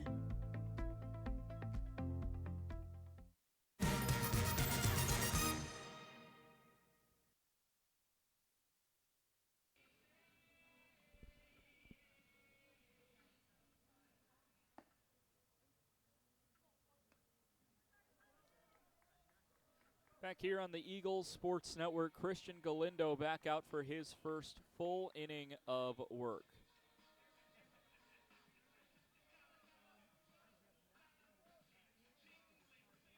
He'll have to take on Logan Floyd, Cole Nathan, and Aiden Gibson this inning. First pitch is a called strike outside. Logan Floyd today is 0 for 2 with a pair of flyouts, one to left, one to center. The 0-1 is a miss outside, ball one. 1 ball, 1 strike from Galindo to Floyd. As we'll take another look at what's going on at the Vic for Carson-Newman softball. Best of 3 series against Tusculum, all at home to head into the next round. A hard hit ball into left field that kicks off the leg of Lalime and rolls into center. Floyd chugging over to second. He's there. Tripping over him is Jeremy Brooks, who's having a terrible day of luck over at the third base spot. Finally pops up and makes the safe call. What a chaotic sequence. And that's a double into left for Floyd. Just tried to make the diving play. It kicked off his thigh and rolled into center field. Floyd almost overslid the bag. His leg trips up Jeremy Brooks, as when he's hugging the bag with his arms, he's letting his legs swing around. And it's a sweeper kick that takes Brooks down. And Cole Nathan will take a first pitch called strike.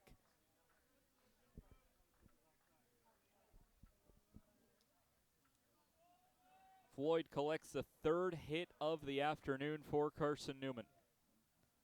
The 0-1 called ball outside. Galindo's 11th pitch misses. 7 strikes to 4 balls on the early afternoon for Galindo.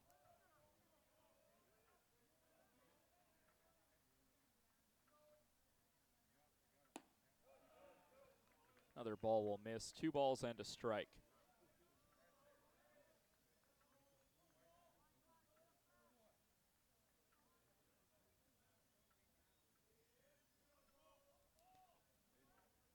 Now a 2-1.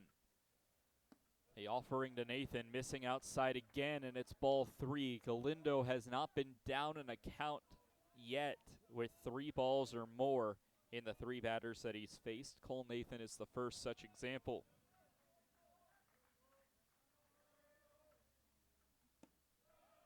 And that's ball 4 downstairs.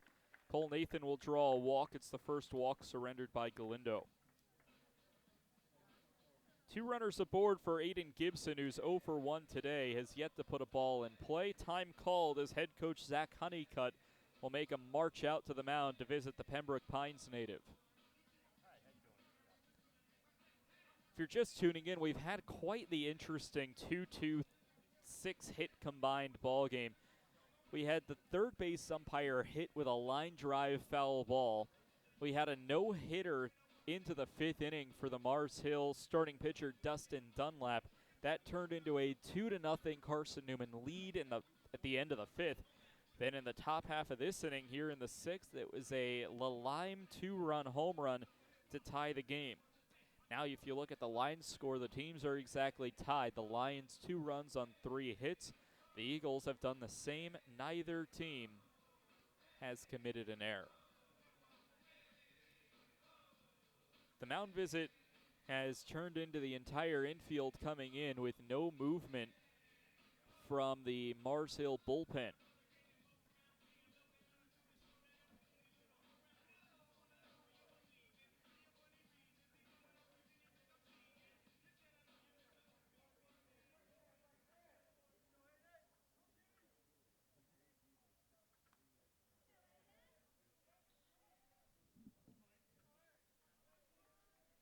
So 2 runners aboard. Aiden Gibson's the next batter. A ball will miss low for ball 1.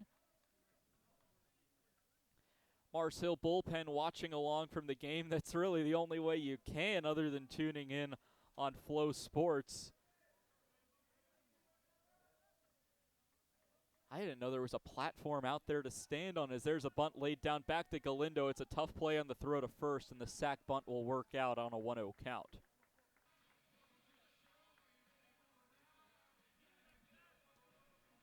Two runners now in scoring position after the sac, 1-3.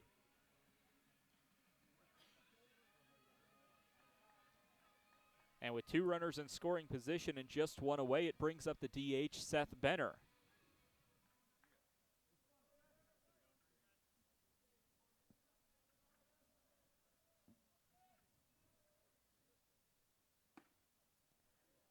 Ball called a strike inside. First pitch of the Benner at bat. It looked a little inside, but found the strike zone, says John Poulin. The 0-1, this one will come in and hit him, and that loads the bases. Couple free passes, and the only out that's been recorded this inning was a out that was handed to the Lions on a sac bunt by Aiden Gibson. Bases are loaded for Braxton Smith, who's hit the biggest hit of the game for Carson-Newman in a double last inning, and that's enough for Zach Honeycutt. The day is done for Christian Galindo. It will be an inherited situation with the bases loaded coming up for the Lions when we return on the Eagles Sports Network. There's something about a small community that unites us, whether it's cheering on our favorite team or the way we come together in a crisis. Small communities are made up of people with big hearts. We're dedicated to hard work and innovation through sunny days and stormy nights. AEC is always here, powering the people and the places that make our community a spectacular place to call home. AEC, power what matters most. Insurance, it's about people, not things. It's about security. It's about confidence. It's about relationships. It's about trust. It's about you.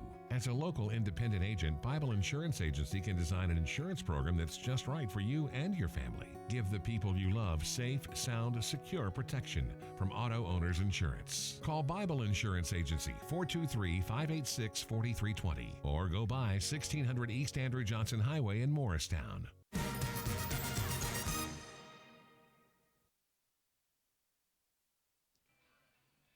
Back here on the Eagles Sports Network, it's Nate Chrissy taking over on the hill for Mars Hill. He wears number 12 for the hill. Native of Land O'Lakes, Florida, transfer from St. Leo University. His former head coach coached here at the Silver Diamond earlier this season when he came as the coach of Florida Southern, moved over from St. Leo to Florida Southern. Carson-Newman won that series against the Moccasins of FSC. Well, a little bit more on Nate Chrissy, a 16.07 ERA in 14 innings pitched, a 1-2 record, and a whip, which is walks and hits per innings pitched at nearly 3. Last appearance game against Emory and Henry on April 19th. Went an inning and a third, allowed 2 hits and 3 runs to the Wasps. His last 2 outings, he's allowed at least 3 runs to score. And he'll inherit a bases-loaded situation, and we'll have a pinch runner over at first base as well. And it's Ryan Bolton who takes over for Seth Benner as the pinch runner.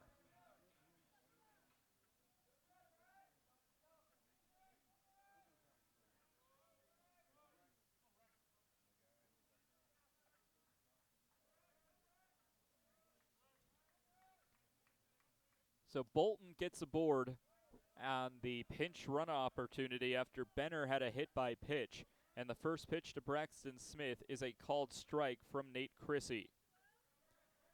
Bases are loaded. The 0-1 checked his swing and fouled it off.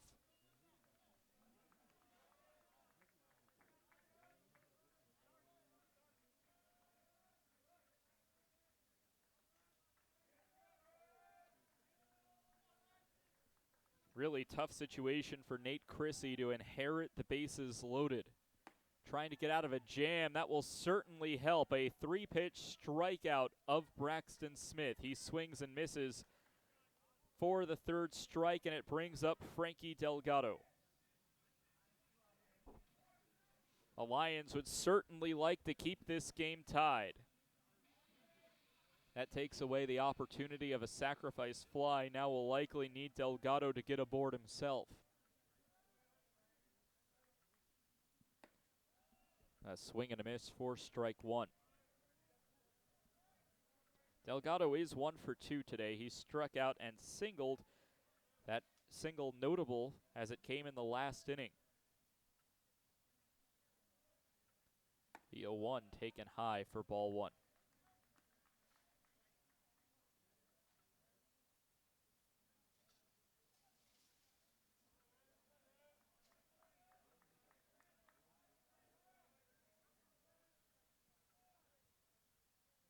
Chrissy fires the 1-1, a ball that misses for ball two.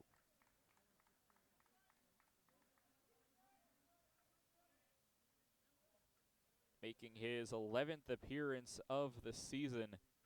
Started in 4 games this year, so just making his 7th relief appearance is Chrissy.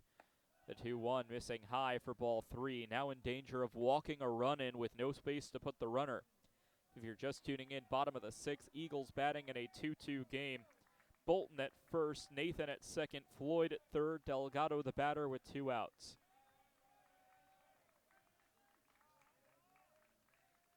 The 3-1 is right down Main Street for a called strike.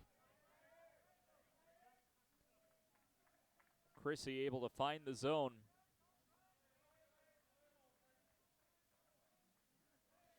And is a strike away from getting out of the inherited jam. Payoff pitch.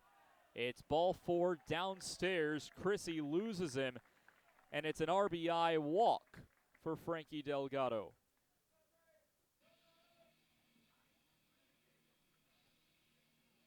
So the run comes in to score. Bolton advances to second. Nathan over to third. Logan Floyd crosses the plate to get the run in his statistics. And it brings up Trey Miller, who's certainly able to have flashes of speed and power. He'll show bunt and pull back for ball one. The bunt attempt is interesting at the bases loaded and 2 away. Trying to keep it in the infield to make it a tough play, but there's a force at any base, including home plate.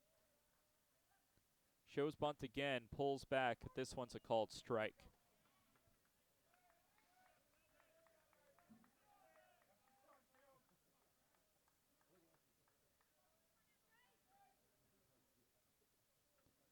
We'll see if Miller goes back to that bunt formation after the called strike on the pullback. He'll swing away, but take a pitch. It's called a strike, however, by John Poulin, and it's quickly a 1-2 count.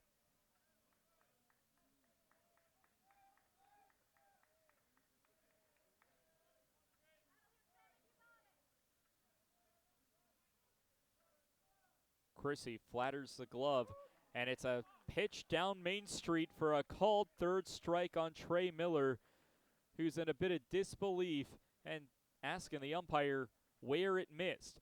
The strikeout for Nate Chrissy leaves the bases loaded for Carson-Newman. However, a run comes in to score on a bases loaded walk. It's 3-2 Eagles on the Eagles Sports Network. Sure, we've been around a while, 171 years to be exact. We know the power of a liberal arts-based Christian education and the tremendous potential of what can be found on this campus, within this community. We are adventurers, dreamers, believers, passionate and compassionate, curious and clever, driven by a common purpose towards a common goal. I found my passion. I found purpose. We are Carson-Newman. What will you find? Domino's Pizza in Jefferson City and Morristown wants to help feed your business. When you're hungry at lunch, show your business card at Domino's in Jefferson City and Morristown when you make your purchase for pickup or delivery to get 25% off the entire order. That's 25% off your order at Domino's in Jeff City and Morristown when you show your business card. Call 865-471-6700 to get a pizza. Domino's, the official pizza of the Carson-Newman Eagles.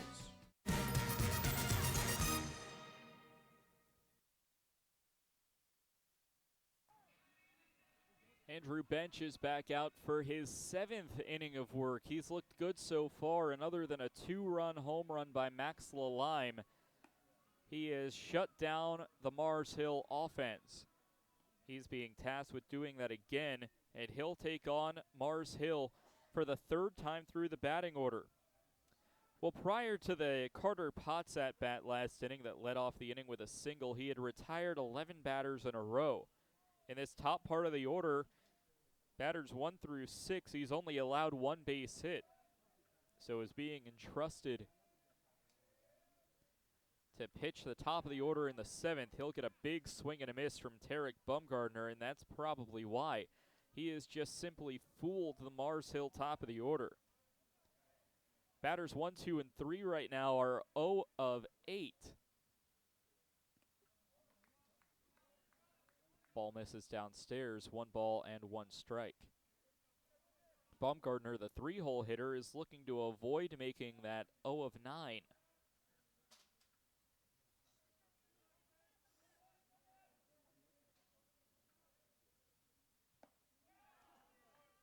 A swing and a miss.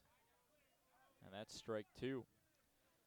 Really got him looking for the fences there. Bumgardner towards the top of the Mars Hill leaders in home runs. He's tied for the team lead with 8. The 1-2 fouled back.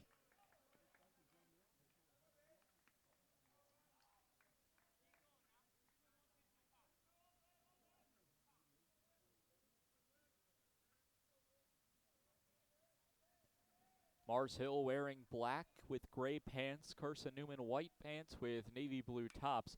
As this is a hard hit fly ball down the right field line. Spencer Williams will climb up the hill in foul territory and reach up to make the catch for the out. Really interesting quirk here at the Silver Diamond Baseball Complex. The hill that just juts up the second that the foul line turns from fair territory into foul territory. Williams able to climb the hill about quarter of the way up to make the play. Brings up Peyton Starkey. Starkey will take the first pitch for a ball. In the 7th inning, Andrew Bench has been sub-70 pitches. This pitch coming up to Starkey is his 68th, and it's a nasty swing and a miss. Catcher's glove comes off for Delgado for just a moment. That will require a full reset.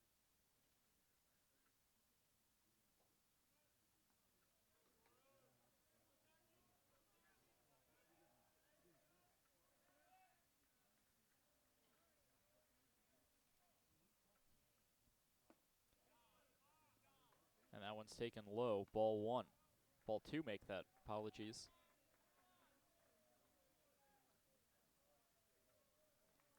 So a 2-1 count to Peyton Starkey. Here comes pitch 70 from Andrew Bench on the afternoon. He kicks a leg and fires on a ball outside, and it's a 3-1 count. Only his 16th ball of the afternoon compared to 52 strikes. Just an insane strike-to-ball ratio. Now here comes the 3-1 to Starkey. It's a chopping ground ball foul. Nice barehanded glove, or barehanded play by the third base coach and head coach for Mars Hill, Zach Honeycutt.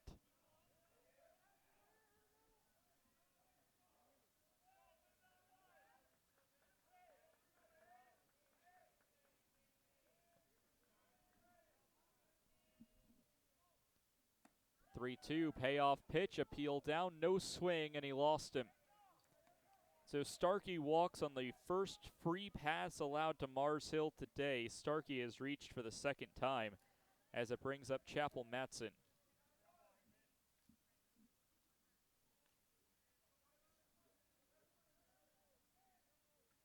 Matson, a .292 hitter, is 0 of 2 today. Lined out to short and flew out to right field. Just pushed it the opposite way his last time up. Righty on righty. As a called strike will find the zone.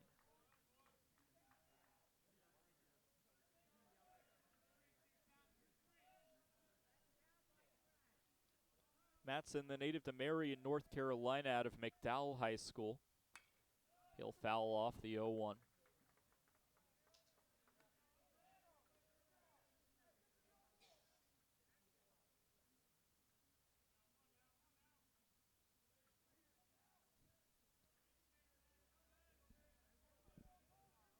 Matson, the 5'10 first baseman for Mars Hill, takes the pitch high, pickoff down to first, but back in is Starkey.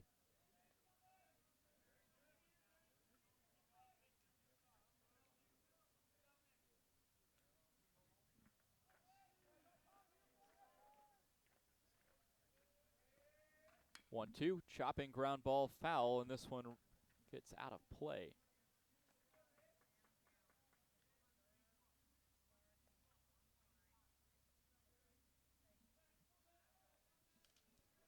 After Matson, barring a double play, it will bring up Jackson Jones, a freshman from Gibbonsville.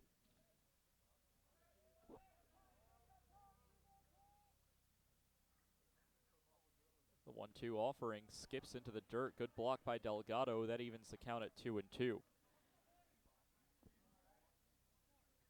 Well, an update from around the South Atlantic Conference scoreboard mentioned not a whole lot going on today. Only 2 series starting today.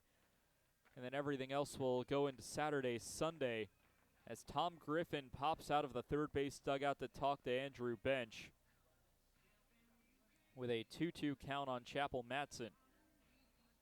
Pitch count is at 76. 55 of those 76 pitches have gone for strikes, and I'd be a little surprised if we see a pitching change here mid-at-bat.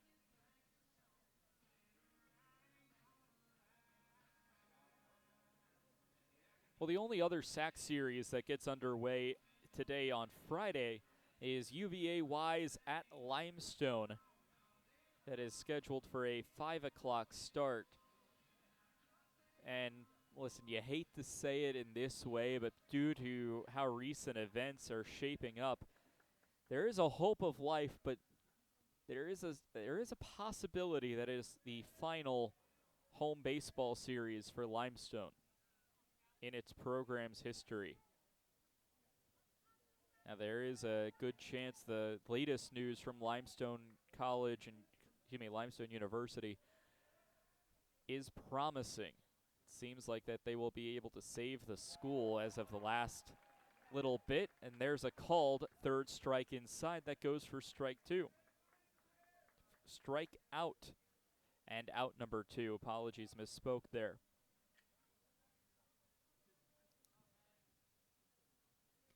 Third strikeout of the ball game, and it's the first backwards one for Andrew Bench today.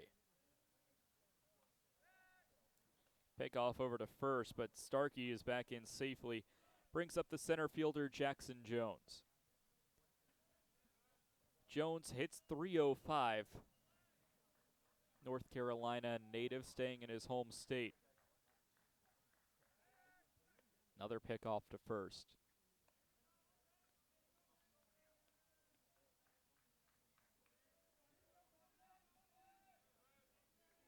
Coming up on Saturday and Sunday are the rest of the South Atlantic Conference slate. As the ball misses outside, pickoff back down to first. It skips off the leg of Floyd, but will roll back to the pitcher's mound, so no danger of Starkey moving anywhere else. Other series that will take place this weekend, Wingate at Emory and Henry. Newberry is in a non-conference series with Francis Marion. Catawba at Lincoln Memorial. And finally, Coker at Tusculum begins on Sunday and finishes up Monday. And of course, the series that we're keeping our eyes on, Lenore-Rhine and Anderson. Pickoff back to first, but back in safely is Starkey. Here's what's probably the most interesting part of the backstretch of the season. The final midweek contest in the conference, as there's a foul ball on a bunt attempt for strike 2.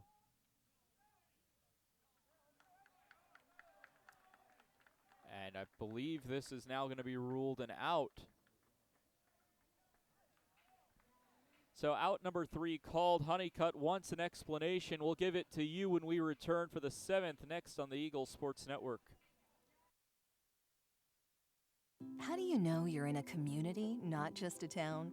Well, strangers smile as they walk by. They refill your coffee without you asking. And when you ask directions, people offer to walk you there. Communities give more. The way you know when you walk into First Bank that you are in a real community bank. Great products, direct access to your local bankers, and relationships that can last a lifetime. Don't just have an account. Have a community with First Bank. Member FDIC. At InterDigital, we strive to be a leading provider of cutting-edge digital and marketing solutions. At InterDigital, we want to help our clients find success. Our team of technology gurus work together to ensure InterDigital continues to progress forward as technology advances. At InterDigital, we make technology work for you. Visit interdigital.com for IT support, web development, virtual tours, graphic design, internet marketing, mobile app, and film production services. InterDigital, laser focused on your success.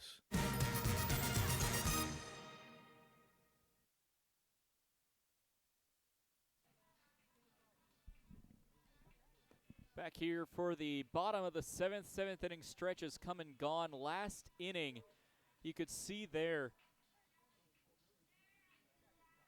his left foot, the left foot of Jackson Jones was standing on home plate when he laid the bunt down. So I don't know if it was necessarily that he was out of the batter's box, more so that his foot was on home plate when he laid it down, which is what ruled the out to be called. So there was a little bit of confusion there on the Jackson Jones at bat. It goes down as a 2 unassisted on the bunt attempt. Ryan Jenkins will lead things off against Nate Chrissy, still looking for his first hit of the day. First pitch popped up. Second baseman is there, reaching up, waiting for it to come back down to earth, and it's Peyton Starkey who reaches up to make the catch.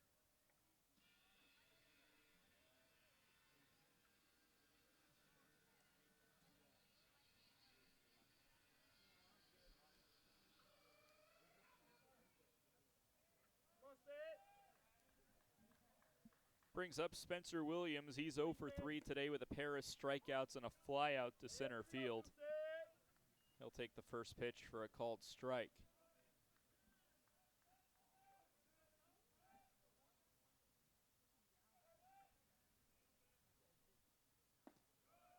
The 0-1 missing low, counts even.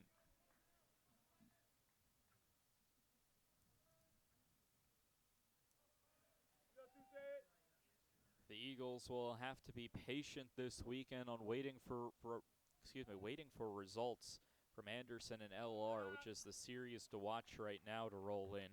It's another ball will miss out away. Ball 2. 2 balls and a strike.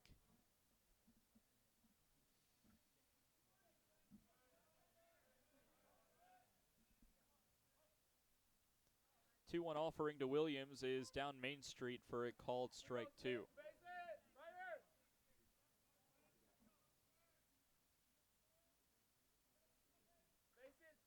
Despite the weather this morning, a good crowd has turned out to the ballpark today. Trying to take in their last couple of moments of regular season baseball here at the Silver Diamond. Ball upstairs, counts full to Williams, 3 balls and 2 strikes.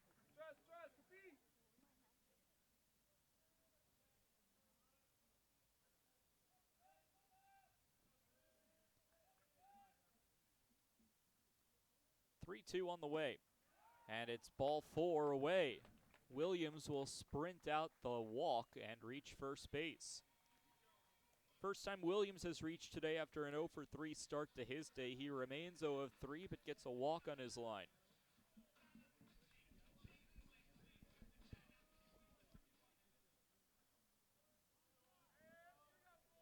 Logan Floyd continues to inch closer to batting .400 every at-bat of the season as he'll sky one towards right field. Fox is underneath it, and he will reach up to make the catch. Floyd is now 1-for-4.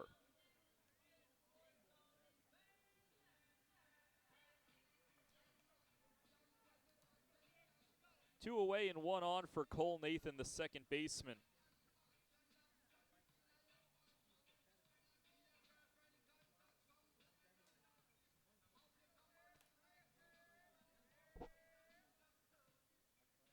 Should he reach, Aiden Gibson stands on deck as well. First pitch is a called strike. Now, I was mentioning the final midweek of the season. Lenore Ryan will go to Catawba for a midweek non-conference contest. That does not impact any tiebreakers that may occur, but it is certainly an interesting warm-up between two of the top teams in the SAC in a midweek days before the conference tournament begins on next Friday, May 2nd. Ball upstairs and the count's 1-1.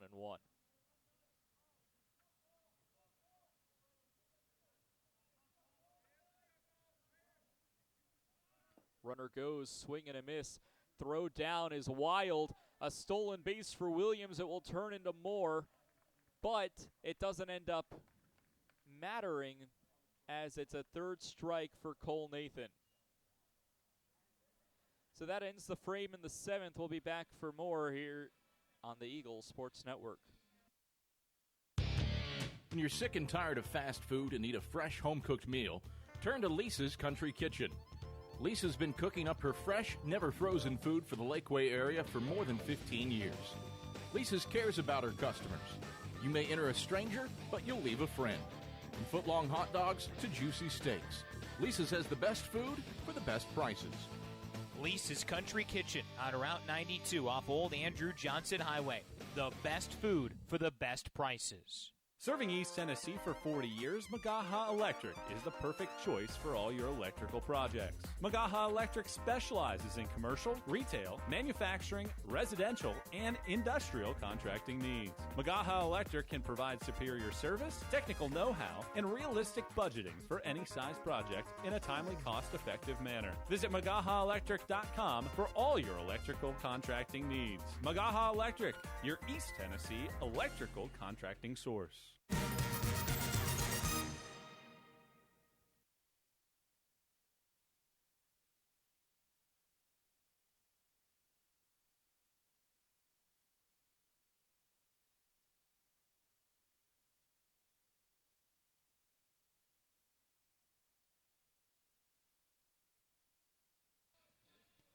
Back from the Silver Diamond Baseball Complex, a new pitcher for Carson-Newman for the first time today. It's Xavier Hart relieving Andrew Bench here in the 8th inning. Bench able to go 7 complete innings, only allowing 2 runs, and both of those came on a 2-run home run.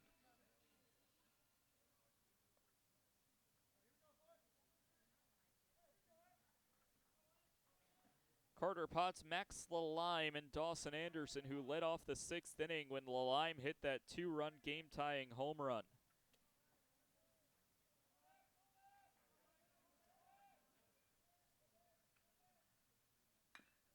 First pitch swinging on the arm of Xavier Hart. Goes Carter Potts, but he fouls it off.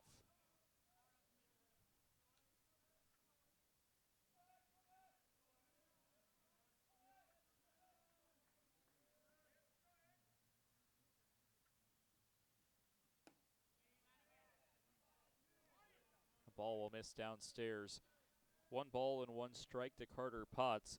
Lalime, who's 1 for 2 with that home run, stands on deck. Dawson Anderson, the catcher, who's 0 for 2, is in the hole. Called strike down low. It's a ball and 2 strikes.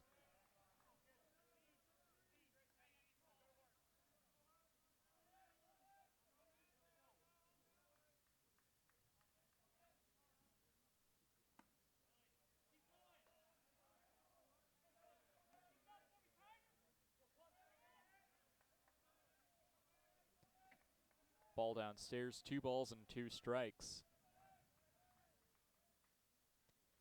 Hart's delivery on the 2-2 is a high pop-up into shallow left field. It's the shortstop Jenkins calling everybody off, who reaches up and makes the catch. 2 up, 2 down, or 1 up, 1 down here in the 8th.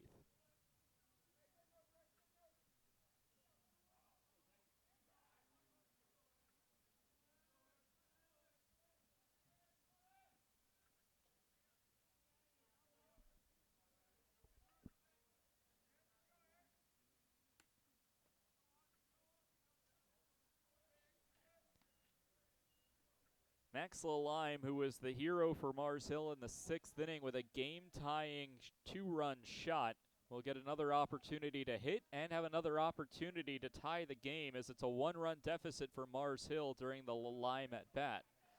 Ball comes inside, and it's 2 balls and no strikes.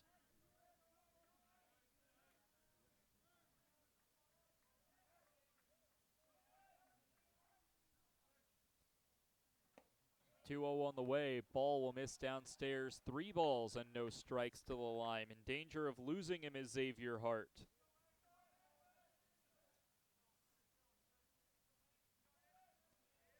Bench, the starter, had an incredible day. A quality start. 7 innings pitched, only 2 runs allowed, as there's finally a called strike from Hart to Lalime. Bench went 7 innings, only allowed 3 hits, 2 runs scored. Both of them came off the bat of Lalime on that 2-run homer we've been mentioning, and that ball will miss outside. Delgado tried to frame it, but Poulin wasn't fooled.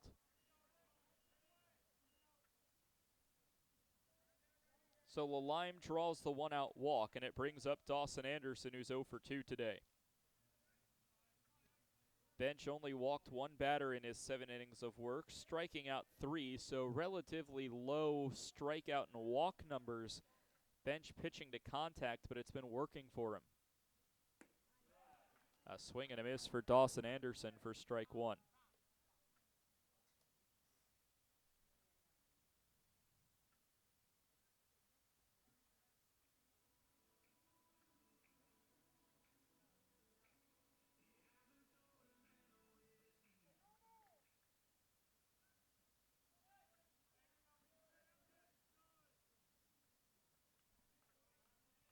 Anderson called a timeout to recompose himself, now steps back in after seeing signs from his third base coach showing bunt, but here comes the pickoff back to first for Lalime. Hart hoping that maybe, since the bunt was so clearly shown by Dawson Anderson, that any movement from him would cause Lalime to take off for second. That pickoff attempt just didn't quite work out. Now fires the bunt. Did not pull back on a pitch that skipped into the dirt, and it's ruled as a swinging strike. Likely this will cancel out the bunt attempt by Dawson Anderson, as it's just too risky with 2 strikes on a bunt attempt. If it's fouled off, unlike a normal swing, it is ruled as a strikeout on a foul ball with 2 strikes if you're trying to bunt. So we'll likely see Anderson swing away here.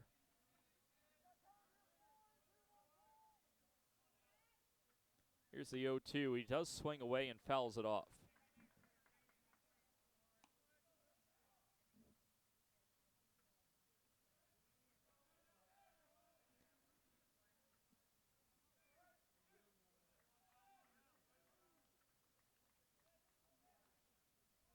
Three balls, no balls, and 2 strikes, and this one's roped into left field for a base hit for Dawson Anderson. Station to station go the Lions.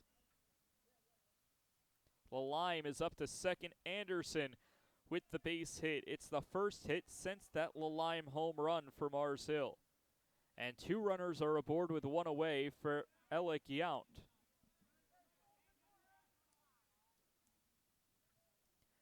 Game today started at 11 a.m. About 2 hours and 10 minutes into our contest today gets us to the top of the 8th.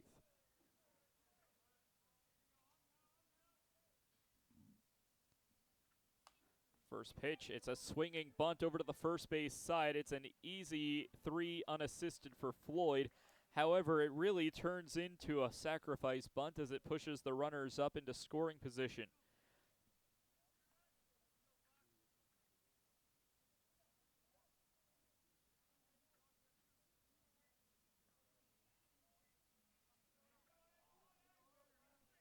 Brings up Walker Fox with 2 runners in scoring position for the Lions. The game-tying run is at third. The go-ahead run is now at second.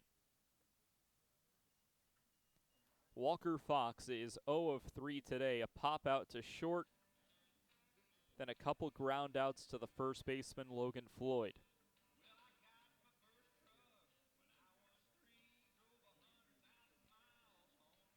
Quick mound visit between Frankie Delgado and Xavier Hart as we'll take a quick look at what's going on at the softball field at the Vic. Top of the 5th inning, Tusculum threatening with 2 runners aboard and 2 away, but Carson-Newman has a 3-1 lead.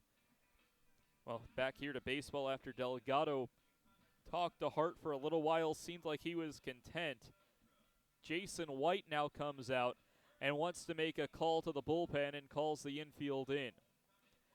So Xavier Hart will not get an opportunity to finish the inning. Instead, it's a call to the bullpen here with 2 outs in the 8th. We'll let you know who it is when we return on the Eagles Sports Network. This is Carson-Newman men's basketball alum Taylor Hawkins. I want to help your family secure its financial future. I'm with Modern Woodman Financial Planning, where we touch lives and secure futures. Let Modern Woodman protect your family's financial security through life insurance, retirement planning, and financial services. You can contact me, Taylor Hawkins, at cneagles.com/Modern Woodman. That's cneagles.com/Modern Woodman. Help secure your family's financial future through Modern Woodman Financial Planning. The #1 source for Carson-Newman athletic skiers, shop cneagles.com, where you can find gear from Adidas, Columbia, Nike, and Under Armour. Shirts, jerseys, sweatshirts, shorts, pants, hats, and scarves. Shop cneagles.com is your source for everything CN. You can even show your school spirit on your smartphone or tablet. All of your game day essentials can be found in one place. Shop cneagles.com.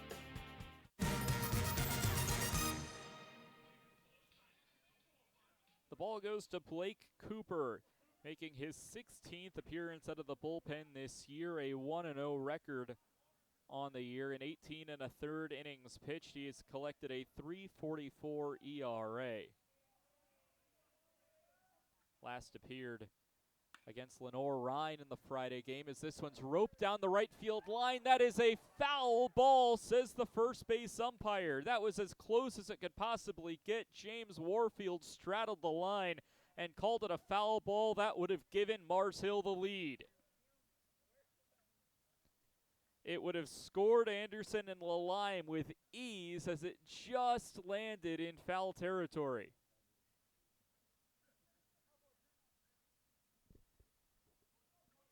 So a brutal break for Walker Fox, who thought he was the hero of the contest.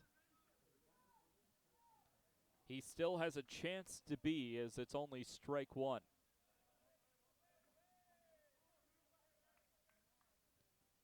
The 0-1 checked his swing, but pretty clearly there went around, and it's strike 2. Blake Cooper, who had inherited a situation with 2 runners in scoring position with Anderson at second, Lalime at third, is a strike away from ending the inning and heading to the 9th.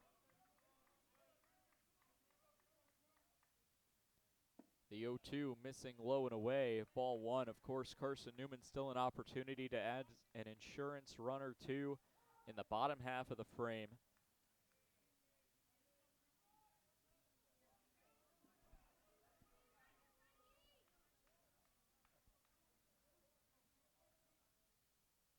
The 1-2 missing away. 2 balls and 2 strikes.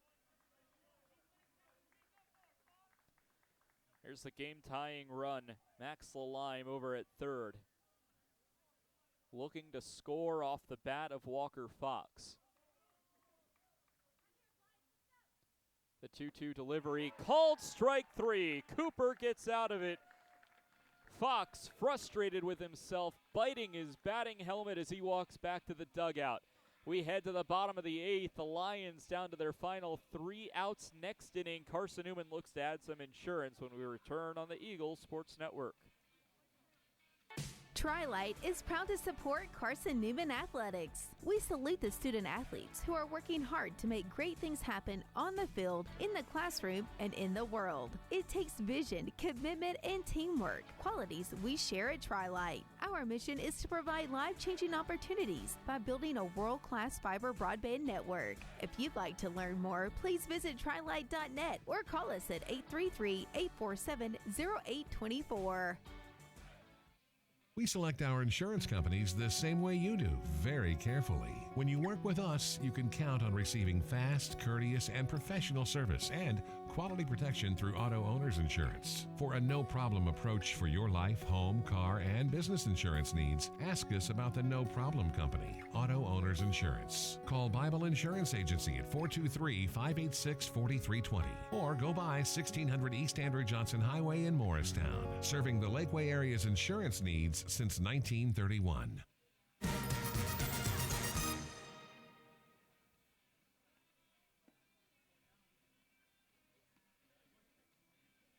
Back here from the Silver Diamond Baseball Complex, as it's Nate Chrissy back out on the hill for Mars Hill, entering the bottom of the 8th. Chrissy is pitched well, entered in the 6th inning, got 2 strikeouts and a walk, has really walked 2 batters to this point in the game, but other than that, he's been pitching to contact, has gotten 2 strikeouts, and has pitched pretty well.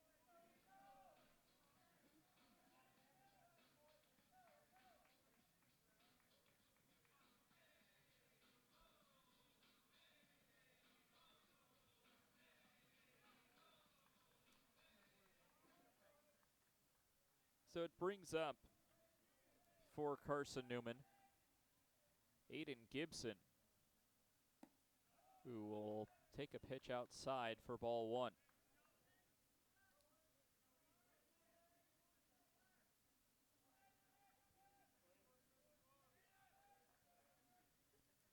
Gibson today is 0 for 1 with a sac, bunt, and a walk.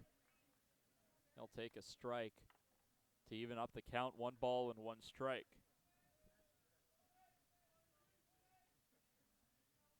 Two runs on 4 hits, no errors for Mars Hill. 3 runs on 3 hits, no errors for Carson-Newman. A check swing and a foul ball, or not a check swing, just a foul ball behind the plate for strike 2. Despite Mars Hill out hitting Carson-Newman, the bigger hits and the more timely hitting has belonged to Carson-Newman, taking advantage of their opportunities. High pop-up in center field. Jones comes in and will make the play.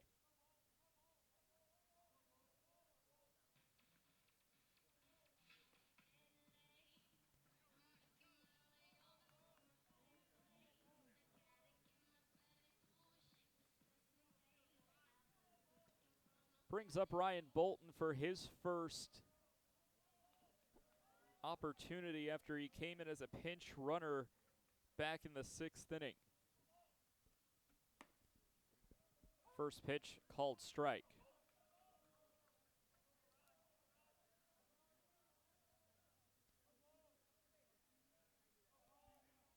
Seth Benner, who he took the place for, went 0 for 2 with a hit by pitch. Bolton will now get that opportunity to add a hit onto his line as he takes a called strike.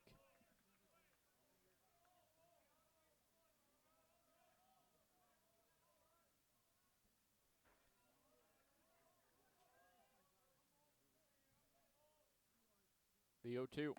Swung on and missed, and it's a 3-pitch strikeout for Ryan Bolton in what is likely his only at-bat of the game. It is strikeout number 3 for relief pitcher Nate Chrissy. And a reminder, we do it all again tomorrow, except we play twice, a 9-7 doubleheader starting at noon tomorrow.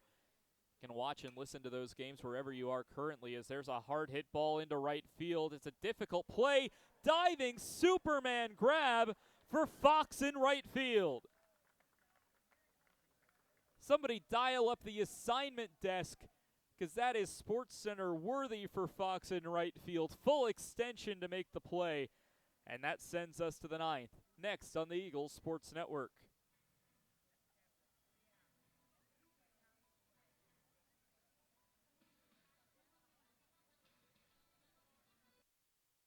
Don't know what to wear on game day?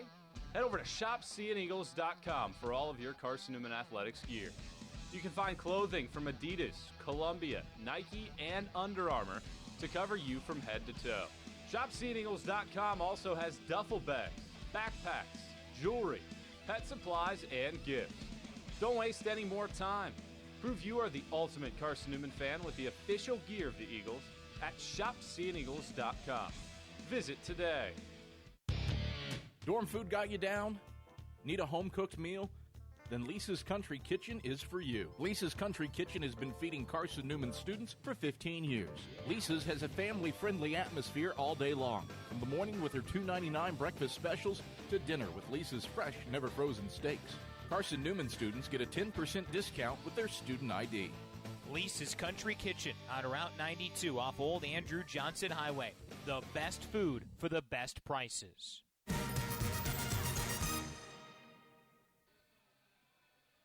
The closer enters the ball game for Carson-Newman. Eli Norris looking for his 9th save of the season. He'll have to take on the heart of the Lions batting order. Tarek Baumgartner, Peyton Starkey, Chappell Matson. 3 of the best power hitters for this Mars Hill squad are all in a row, and it's a true boss battle between this part of the order and Eli Norris. All it takes for Mars Hill is one swing of the bat, trailing by just a single run as we enter the 9th inning. Baumgartner today is 0 for 3. 2 groundouts and a foul out. He fouls off the first pitch he sees out of play for strike 1. A win for Carson-Newman would put them ahead 1-0 in the series and put them ahead heading into Senior Day tomorrow. High pop-up foul out of play. So reminder, 9-7 doubleheader tomorrow on the Eagle Sports Network and on Flow College. You can watch and listen to that wherever you're listening and watching now, either on Flow Sports or on cneagles.com/live and our audio-only listeners.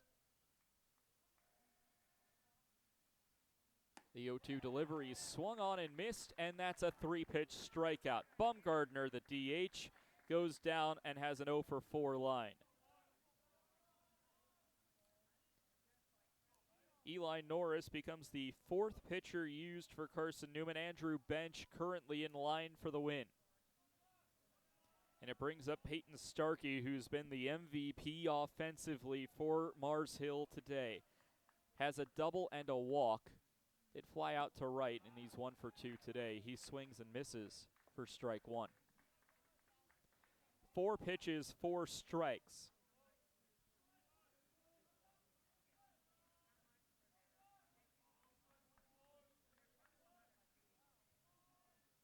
Now the 0-1 offering. It's a blooper into right field, and that's in for a base hit. So the tying run is aboard as Peyton Starkey goes 2 for 3 today. Mentioned he's been the MVP for the Mars Hill offense here in Game 1 of this series, and that's certainly the case here in Game 1.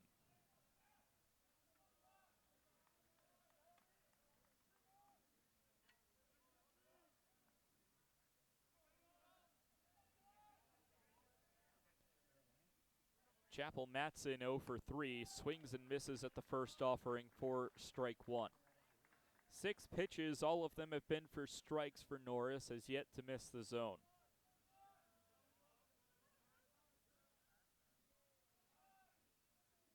Two outs away from clinching the win is Carson-Newman. Here comes the 0-1. That one will miss inside and low.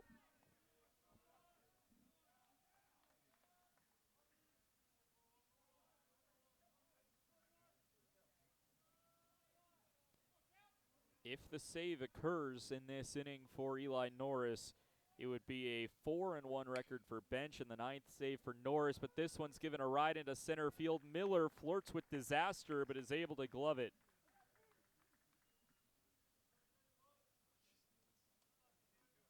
So a fly out to center field. Miller nearly let it fall, but was able to track it into his glove.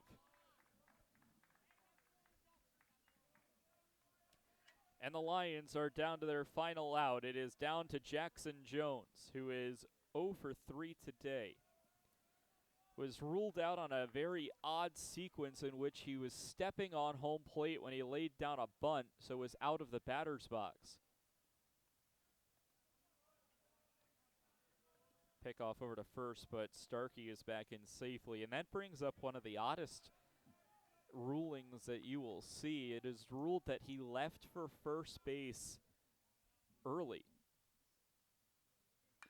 And he'll swing and ground it foul for strike 2.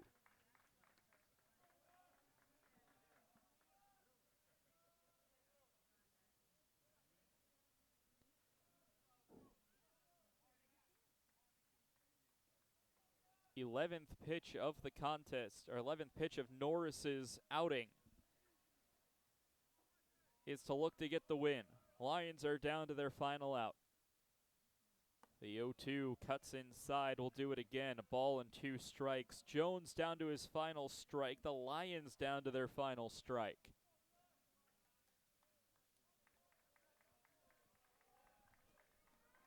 We'll do it all again for 2 games tomorrow at noon. The 1-2. Chopping ball, this should do it. Nathan gloves at the fire onto first, is in time and put it in the books. A 3-2 win for Carson-Newman. That'll do it for our contest here in Jefferson City. The Lions fall to 13-35, 6-22 in conference play. Carson-Newman improves to 34-14, past the 20-win mark in conference play at 20-8.